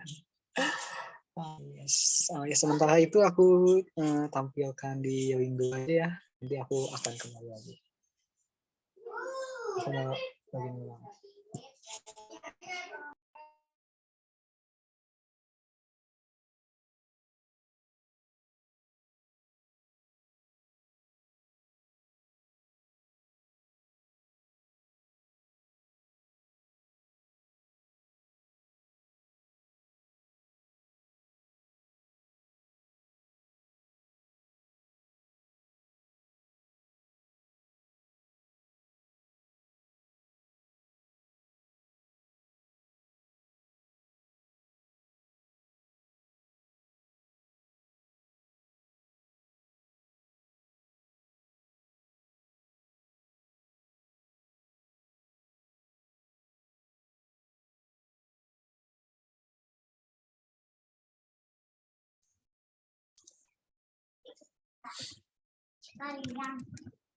Oke, mungkin sambil nungguin Mas Rafka setting up untuk project-nya, mungkin saya akan coba ini kali ya Mas ya, share screen terkait Oh iya, data skill mentorship ya kan teman-teman, karena kan nanti setelah ini kayaknya udah langsung knowledge check ya Mas Rafka kayaknya ya.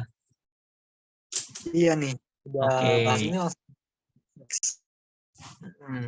Nah, jadi di knowledge check ataupun mini ujian ya, nanti akan ada ujian tapi ya gampang-gampang deh kayaknya sama Mas Rafka kalau yang memperhatikan dari awal.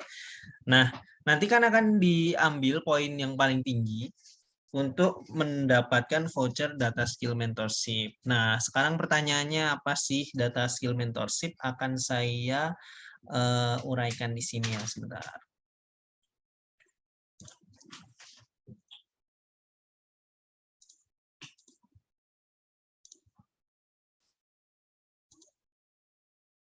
Oke, apakah sudah muncul?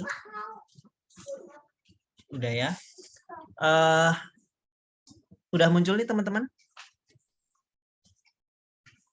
Kayaknya udah ya.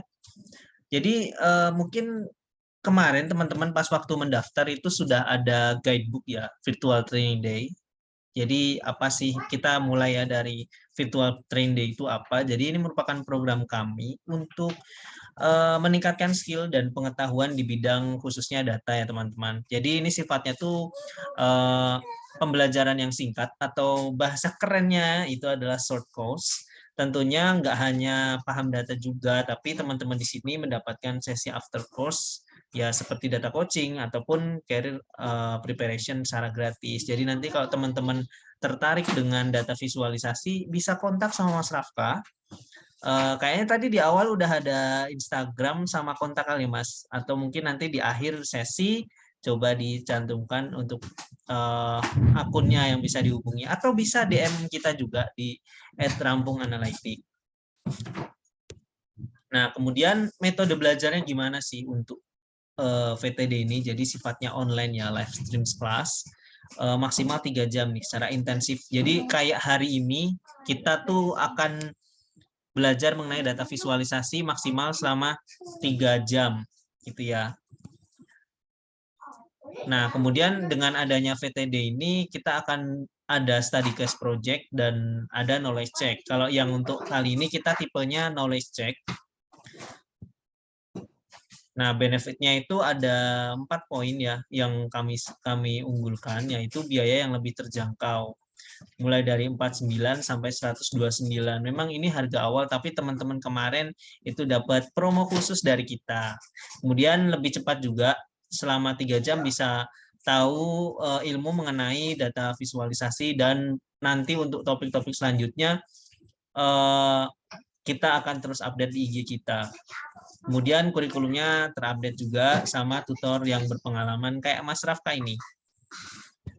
Nah, jadwal kelasnya ini VTD itu kita usahakan nggak akan mengganggu aktivitas kita, yaitu di setiap hari Jumat, Sabtu, Minggu pukul 19.30. Kita akan hadir di akhir minggu. Kita usahakan ya, di hari Jumat, Sabtu, atau Minggu. Kemudian untuk mentornya itu memang kita punya berbagai macam mentor yang expert di bidangnya ya untuk kita teman-teman nih belajar statistika gitu ya, bahasa Python, kemudian machine learning, analis, dan dev engineer. Kemudian untuk promonya ada yang harga 1 kelas, kemudian promo 2 kelas, ataupun promo event ataupun voucher. Mungkin di sini teman-teman dari Mas Rafka ada yang dapat promo event. Nah, ini salah satu salah satu contohnya gitu. Nah, kami bisa bantu kalian bisa paham data, klik dan DM kita ya untuk rampung analitik. Nah, mengenai data skill mentorship nih teman-teman, setelah tahu VTD, ada data skill mentorship sebagai program yang akan kita rilis pada bulan September. Jadi teman-teman yang nilainya paling tinggi untuk yang didapatkan dari Kahoot itu akan dapat voucher DTS ini, jadi bisa mengikuti secara gratis ya. Data skill mentorship ini apa? Biaya lebih terjangkau, itu di bawah 500.000. Kemudian programnya ini selama 2 bulan, kemudian kurikulumnya itu juga terupdate dan real project sama tutornya berpengalaman. Nah, kelasnya yang tersedia itu apa? Ada 3 nih teman-teman. Ada data visualisasi, kemudian ada data analitik, ada juga machine learning. Nah, untuk data visualisasi seperti yang hari ini kita pelajari, cuman kita akan belajar lebih dalam lagi, kemudian kita bisa bertanya sama tentornya ya. Nanti data visualisasi kayaknya chance-nya terbesar bisa ketemu sama Mas Rafka gitu. Karena kan dari awal tadi kayak udah seru banget ya bahasanya, dari awal sampai di pertengahan ini menuju akhir itu udah kayaknya banyak banget ya ilmu yang di-share sama Mas Rafka. Tapi untuk di data skill mentorship kita akan pecah lebih kecil lagi gitu, lebih jelas lagi. Kemudian ada juga data analitik, bagaimana menganalisa data biar menghasilkan sesuatu hal yang keren. Contohnya kayak, pernah kepikiran nggak sih proses hitung cepat yang ketika ada pemilu? Nah, itu prosesnya gimana? Kok bisa dapat seperti itu? Nanti kita akan dapat di kelas-kelas data analitik dan data visualisasi. Kalau machine learning, itu contohnya kayak di handphone teman-teman nih. Kok bisa ya ketika kita pindah kota, nanti kita akan tahu nih, kayak saya nih kan dari Bogor ya, pindah ataupun main ke Bandung gitu. Kok bisa ya bisa tahu cuaca ini 26 derajat dan sebentar lagi akan hujan. Nah, itu merupakan teknologi machine learning yang diadaptasi atau yang diterapkan oleh Google. Nah, gimana sih cara bikin kayak gitu? Bagaimana sih ilmunya? Nanti kita akan pelajari di data skill mentorship untuk kelas machine learning. Nah, untuk detail lebihnya, data skill mentorship ini akan berjalan selama 14 kali pertemuan, di mana itu setelah kami akumulasikan itu ada sekitar 2 bulan ya. Ada 10 live session via Zoom kayak gini. Kemudian ada juga 2 sesi self-learning dan 2 sesi project diskusi. Ada sertifikat digital juga, dan belajar berdasarkan studi kasus. Ada juga forum diskusi, kalau teman-teman nggak bisa live session, kita bisa chat gitu ya. Kemudian instruktur, ada final project nih buat mengukur kemampuan teman-teman untuk membuat 3 project real di dunia nyata gitu. Kemudian update materi itu untuk teman-teman bisa diakses selamanya pada LMS gitu ya. Nah, teman-teman bisa kepoin website kami di rampunganalitik.com ya. Oke. Untuk data skill mentorship, jadi pastikan teman-teman simak nih materi dari awal sampai akhir dari Mas Rafka biar dapat voucher gratis dari kita. Kan udah hemat tuh, karena kan kelasnya juga lumayan kan gitu. Kalau misalnya bisa dapat gratis itu oke banget. Kita tunggu ya untuk bisa bergabung di data skill mentorship bersama teman-teman yang lain, 5 teman yang lain yang sudah bergabung, karena kan VTD ini udah terselenggara 5 kali ya, 5 batch. 1, 2, 3, 4, dan 5, dan ini ke-6 nih. Saya tunggu nih siapa nih yang jadi pemenangnya untuk mendapatkan voucher data skill mentorship. Oke, saya tunggu ya. Mungkin kayak gitu dulu dari saya. Saya kembalikan lagi ke Mas Rafka. Apakah sudah siap? Siap, Mas. Oke, silahkan. Masih yang liatin visualisasi yang tadi, kayaknya lanjut aja ke Kahoot aja gitu ya. Nanti kalau misalnya ada yang mau lihat, bisa masuk aja ke link yang aku send di sana ya, di project.kafkaimana.tech, di sana nggak ada. Nah sekarang aku mau share screen nih buat join Kahoot. Oh ya mas, aku share screen-nya belum bisa. Pada akses tadi sempat keluar. Oke, Mas.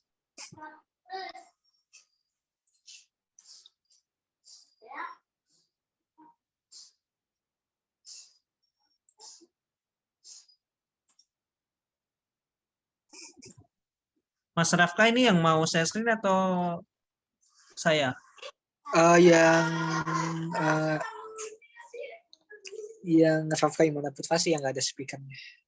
Kenapa? Yang nggak ada speakernya untuk live di Kahoot. Oke, sebentar ya Mas, saya ini. Oke, udah bisa? Oke Mas, ini aku progress.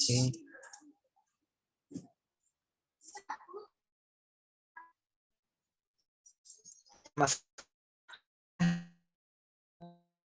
Iya. Bentar. Mana nih? Nah ini. Pinnya 4. Oh ya aku copy dulu yang ini.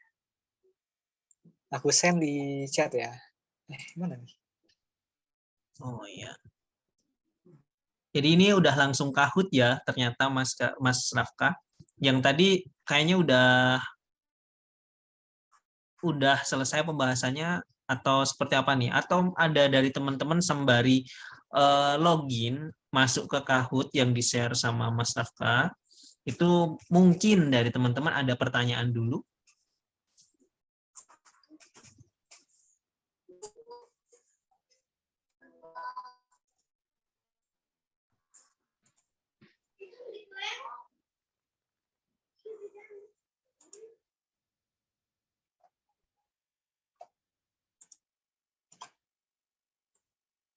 Iya, aku tulisan ya ini. Aku chat di sini.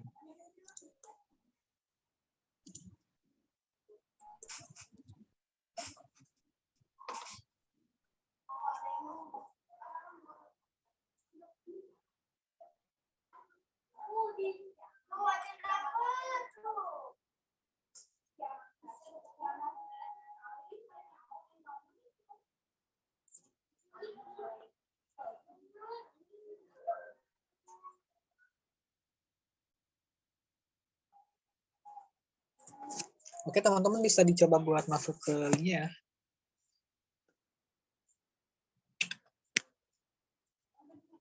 Oke udah ada yang masuk ya. Oke.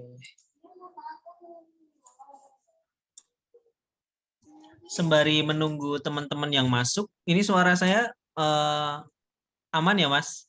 Aman Mas. Sembari menunggu nih, ada yang mau ditanyain nggak terkait paparan Mas Rafka dari awal sampai akhir?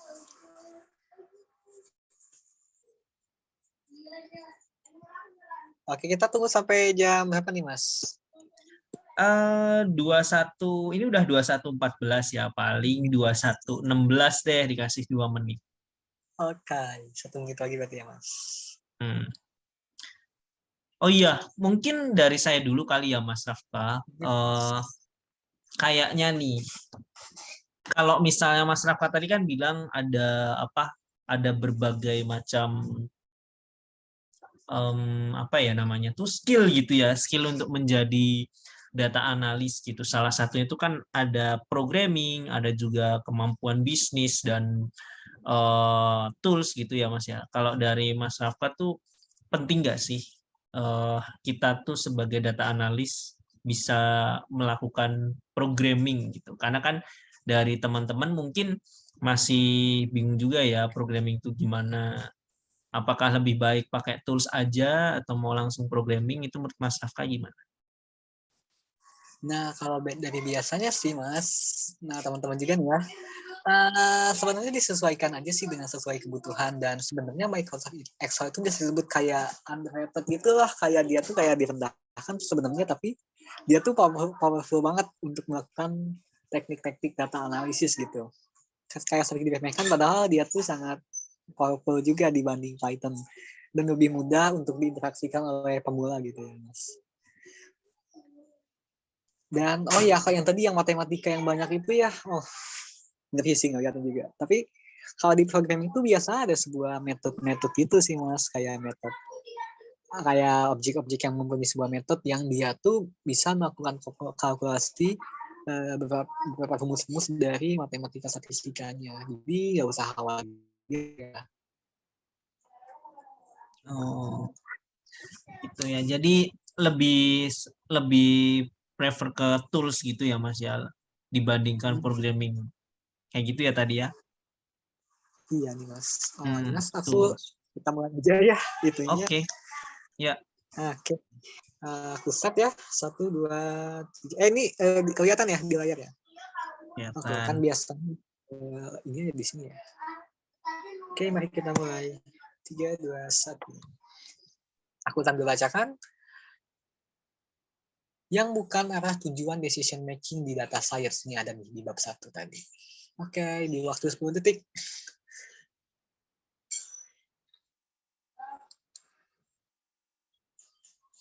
Oke, dan jawabannya adalah ini kayaknya pada benar semua ya.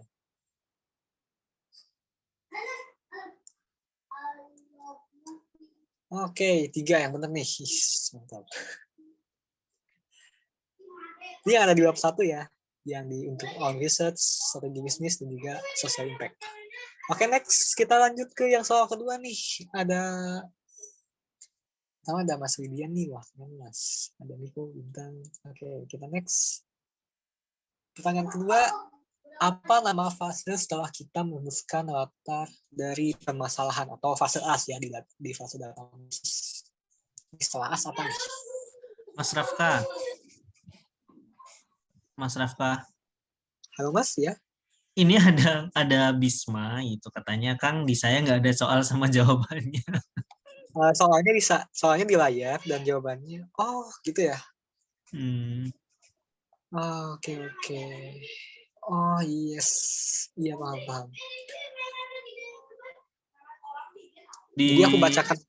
Di Hatif juga nggak ada. Di saya juga sama Kang gitu.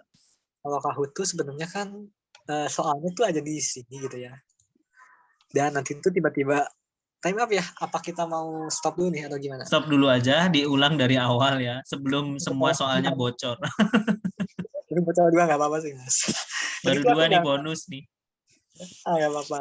Oke, berarti yang lebih personal aja ya. Oh iya, aku lupa. Pakai di HP ya nggak akan kelihatan sih ya. Cuma bisa ini. Oke. Aku masuk ke history dulu ya.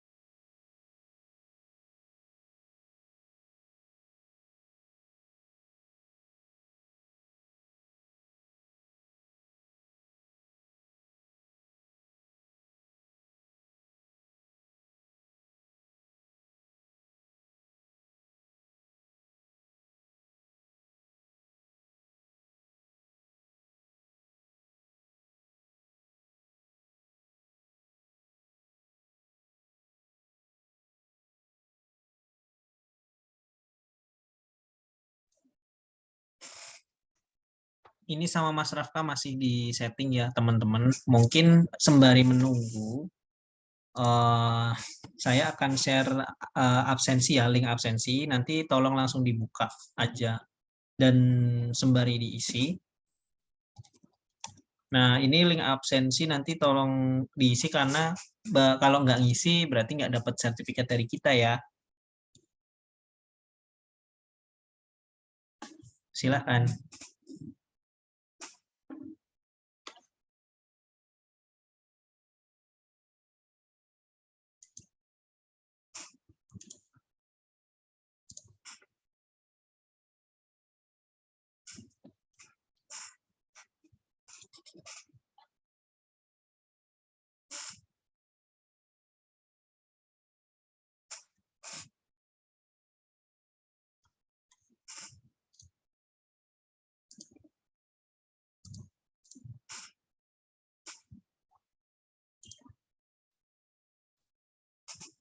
Oh iya, maaf mas, suaranya ternyata ke mute. Ini udah pada mulai sih mas. Tapi secara individu. Tapi di sini udah kelihatan gitu. Oh Terdeteksi. gitu. Dia pergerakan yang di sini ada Rafli ya, dia ranking ke-1 nih sementara ini.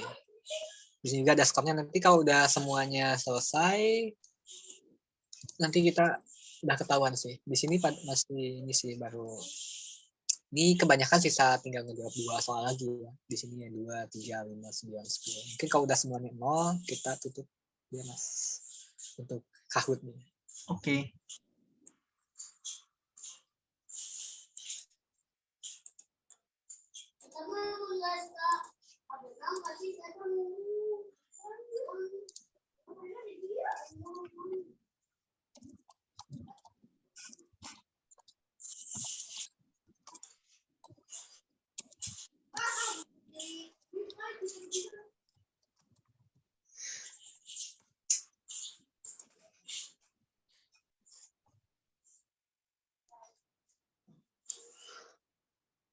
Oh ya, ini Mas Lee yang paling sementara ya dari berdasarkan rankingnya.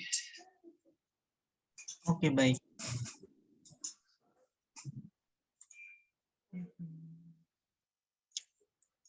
Kalau yang tadi itu berarti lebih ke itu sih mas, apa? Dia soalnya ada di layar aku, tapi di layar pesertanya nggak ada. Jadi dia tuh cuma muncul opsinya doang gitu. Iya. Nah, kalau dalam satu tempat yang sama sih yang mas biasanya.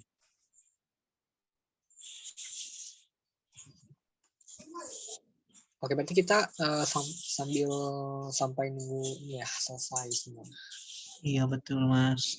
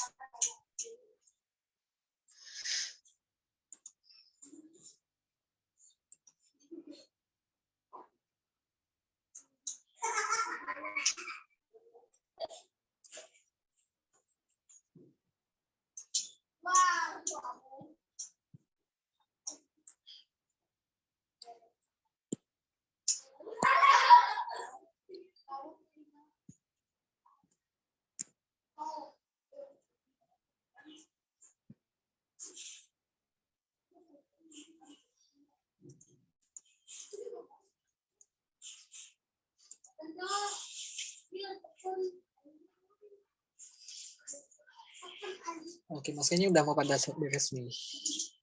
Tinggal beberapa soal lagi.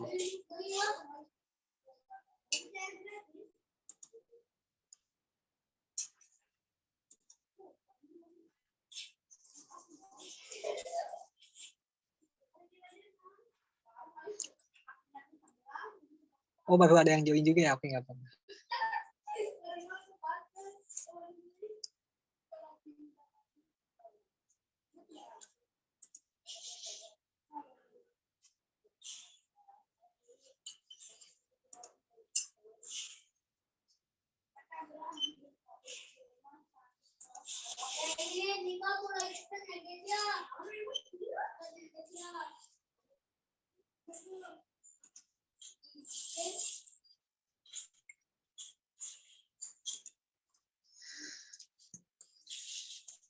Kalau sementara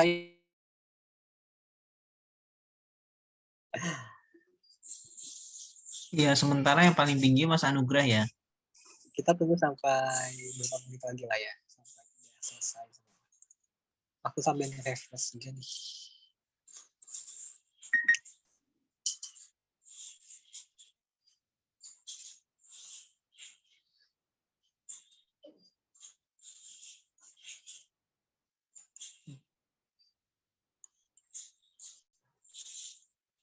Oke, nanti kok yang udah menyelesaikan bisa mengisi link absensi ya Mas, yang tadi Mas send bisa.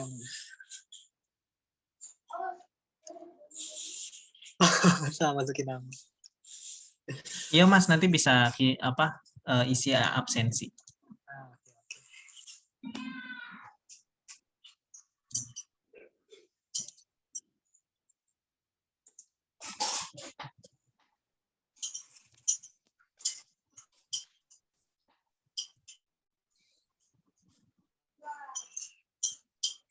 Karena jaringannya kurang stabil, saya izin off video ya Mas ya. Oh iya Mas, oh iya saya juga kamera nggak nyala ya? Nggak nyala. Oh, oh. Kalau di laptop itu nggak ada kamera, kita udah lihat kondisi.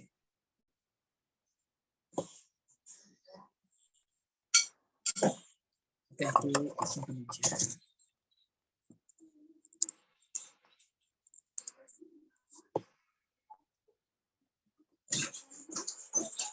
Ada 11 yang join yang di sini.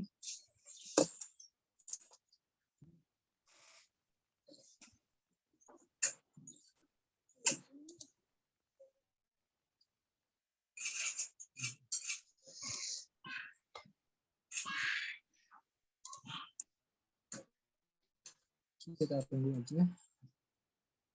Oh, ini kelas main 1-2 ada yang jelas yang sadar nih. Skornya hampir sama. Ya. Tapi tetap ya Anugrah paling tinggi. Anugerah masih yang tinggi. Masih yang paling tinggi.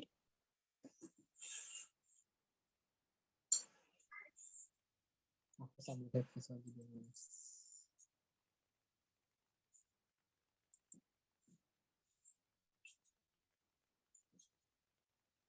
Oh, skornya sama nih Mas. Tapi Anugerah masih bisa ngejawab 2 soal lagi. Masih ada 2 soal yang belum dijawab.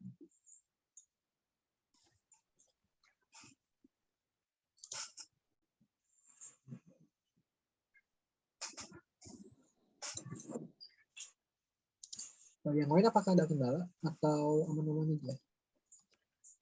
Bagaimana Mas? Yang lain ini ada kendalanya enggak? Takutnya nih yang di bawah nih mungkin absensi atau apa nih? Takutnya ada kendala.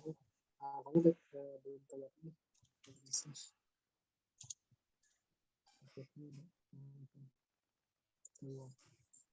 Semoga nggak ada kendala. Ada ikut aja ya. Open mic aja. Kali ini udah pada hampir semua.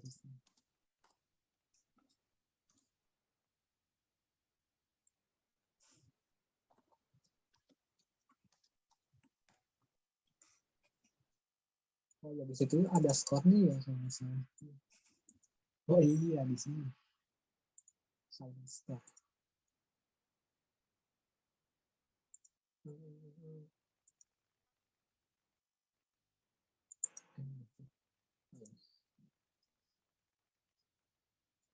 Oh iya sih Mas, bedanya 100, bedanya bahkan nih cuma hampir 100 poin aja nih antara Mas Andika sama Iya. Mas Andi. Nanti diambil skor yang paling tinggi ya. Masih kita tunggu nih buat yang belum menyelesaikan ada berapa lagi gitu. Aku cek. Oke masih ada nih ya. 1, 2, 3, 4, 5. 5 orang lagi belum.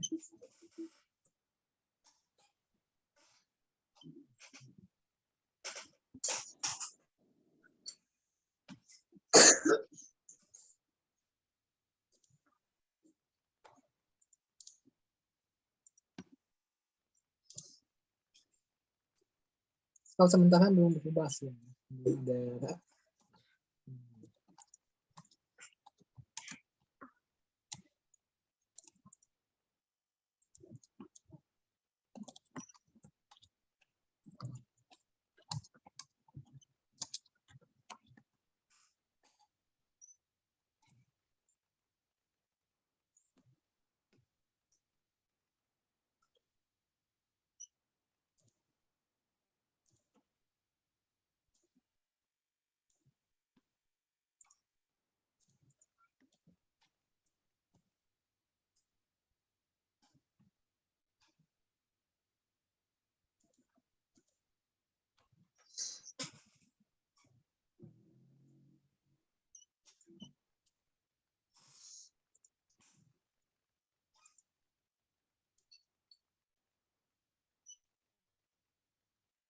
Iya nih Mas, kayaknya udah mau kita, kita mungkin nunggu Hasnat, Andika sama Asia aja. Kalau Bintang sama Mas William nih ada problem kah? Rasanya nggak naik-naik. Ada kendala nggak buat Bintang sama William?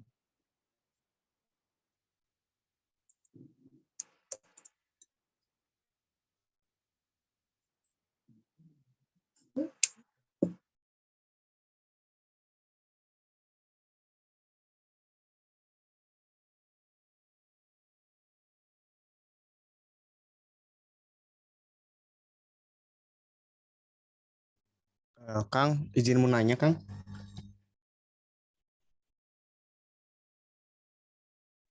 Oh yang gimana? Itu tadi teh si tabnya itu ketutup. Aku kira itu mulai sendiri, jadi pas masuk lagi udah gak bisa lagi gitu. Mau ulangi aja. Oh iya. Nah, oke, ditunggulah sampai 9.40 ya. Oh, di 9.40 kita tutup ya Mas. Takut lamaan nih. Oke, mungkin ada 5 menit lagi ya. Oke.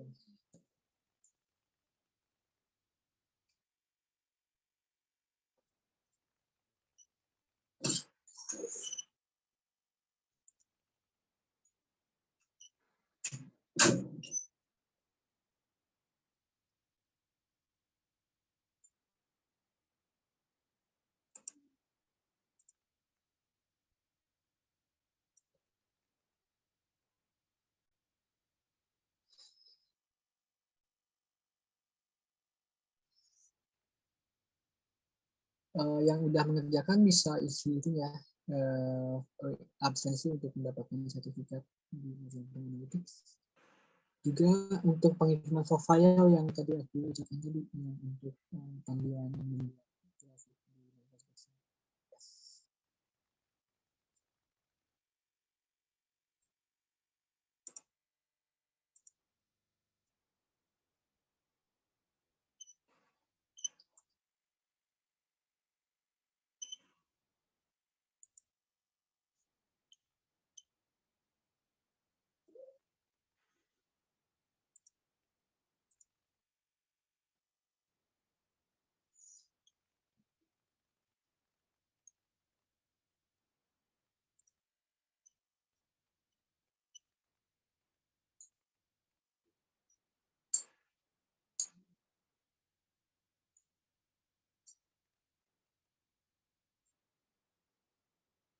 Oke, waktunya 3 menit aja ya, sampai 9.40.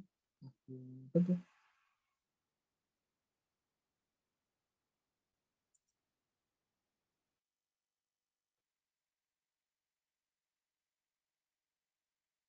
Ini ada 6 lagi yang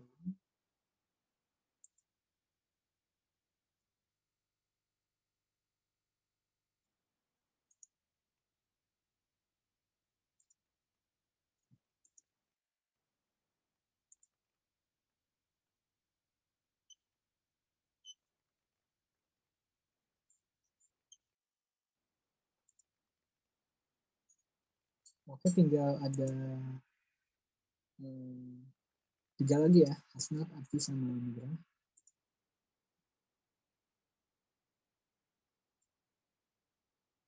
Aku cek dulu.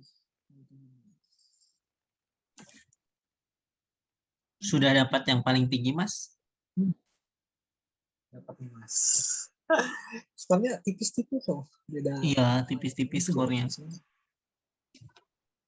Karena selain dari jawaban benar tuh dari kecepatan buat juga sih yang Mas jadi salah satu pertimbangan. Oke, di sini ada 3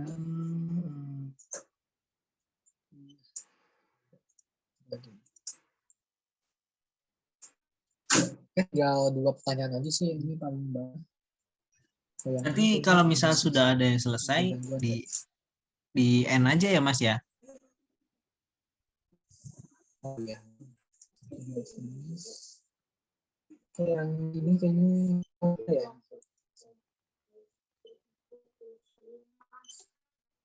Oke, tunggu aku cek dulu.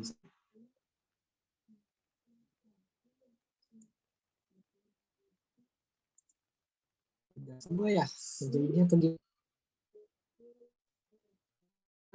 Lanjut cek klasemennya ya Mas. Aku hitung mundur ya 10, 9, 8, 7, 6. Oke, kita cek Mas, dan kita dapetin pembangnya siapa ya? Yang menang adalah oke, Mas Bintang nih, Mas. Dan apa ya? Waktu di perpustakaan tapi dia paling tinggi. Oke, sebentar Mas. Gimana nih? Saya screenshot dulu ya. Oke. Namanya boleh dikirimkan nama lengkapnya. Kepada Bintang bisa send namanya ya di chat box.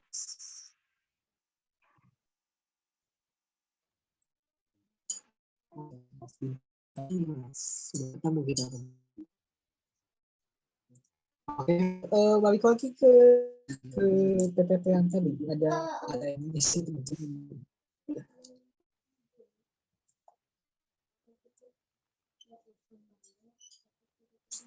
Oke Mas Bintang, saya catat ya Mas Bintang Kurniawan. Selamat nih menjadi pemenang untuk sesi knowledge check di VTD ke-6.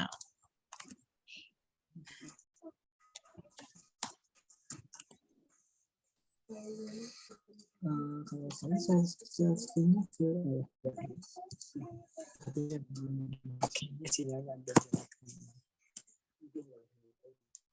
Oke, kita masuk ke ending pilihan ya.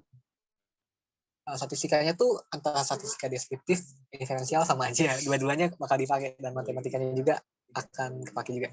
Selanjutnya bisa mencoba untuk mempelajari Python, SQL, mesin learning, gitu juga.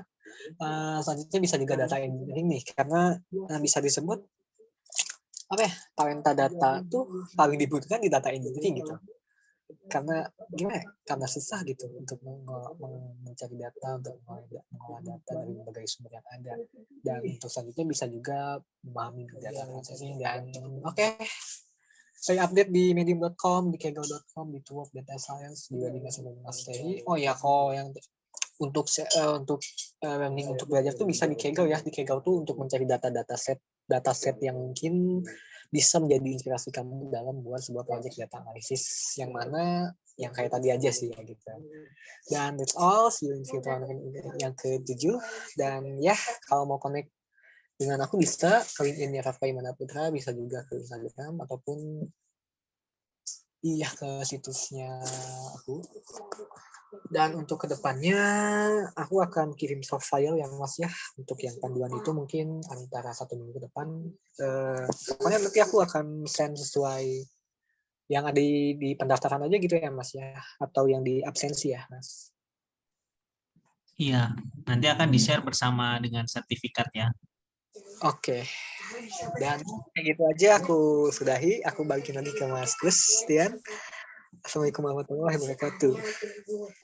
Waalaikumsalam.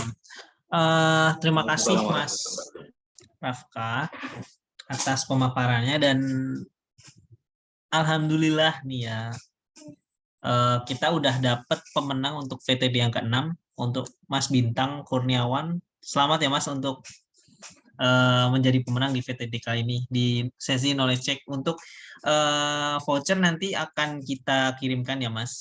Ketika program kami dirilis nanti kita akan kontak bersama dengan teman-teman yang lain yang juara dari yang kemarin VTD 1 sampai VTD 5. Oke, teman-teman mungkin bisa mengisi link absensi ya bagi yang belum, karena link absensi itu nantinya akan sebagai informasi ke kita biar kita share sertifikatnya lebih mudah melalui email.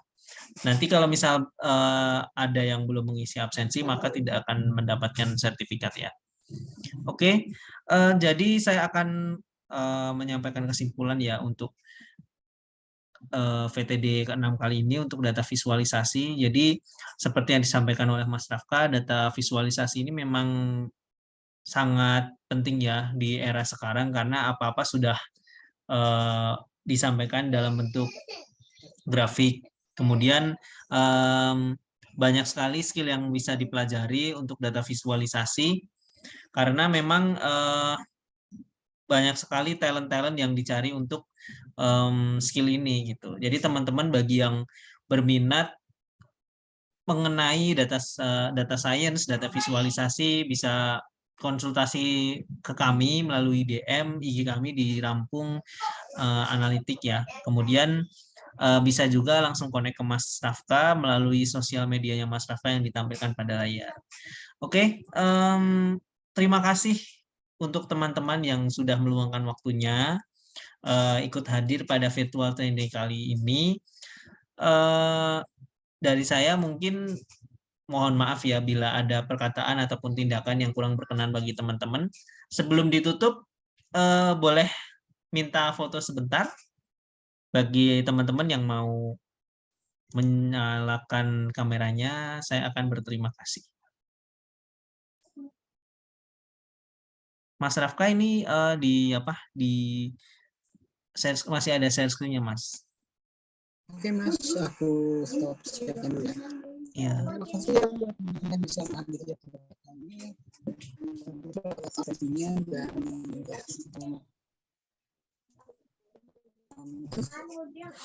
Oke. Ya. Dimulai ya. 1, 2, 3. Oke, sekali lagi pose terbaik. Diulangi lagi. 1, 2, 3. Oke, terima kasih teman-teman atas waktunya join pada VTD kali ini. Terima kasih Mas Rafka atas paparannya. Saya akhiri ya. Wassalamualaikum warahmatullahi wabarakatuh.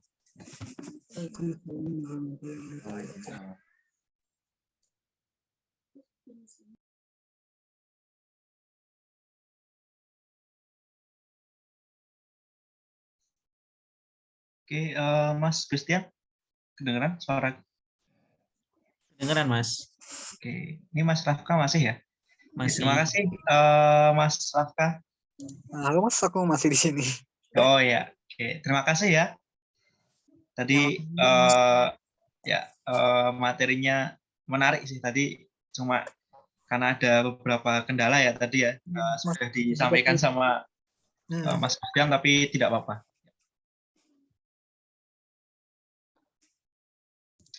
Oke, kalau dari Mas Rafka ada kendala selain tadi, mungkin ada permasalahan yang ini ya tadi ya materinya tadi ya.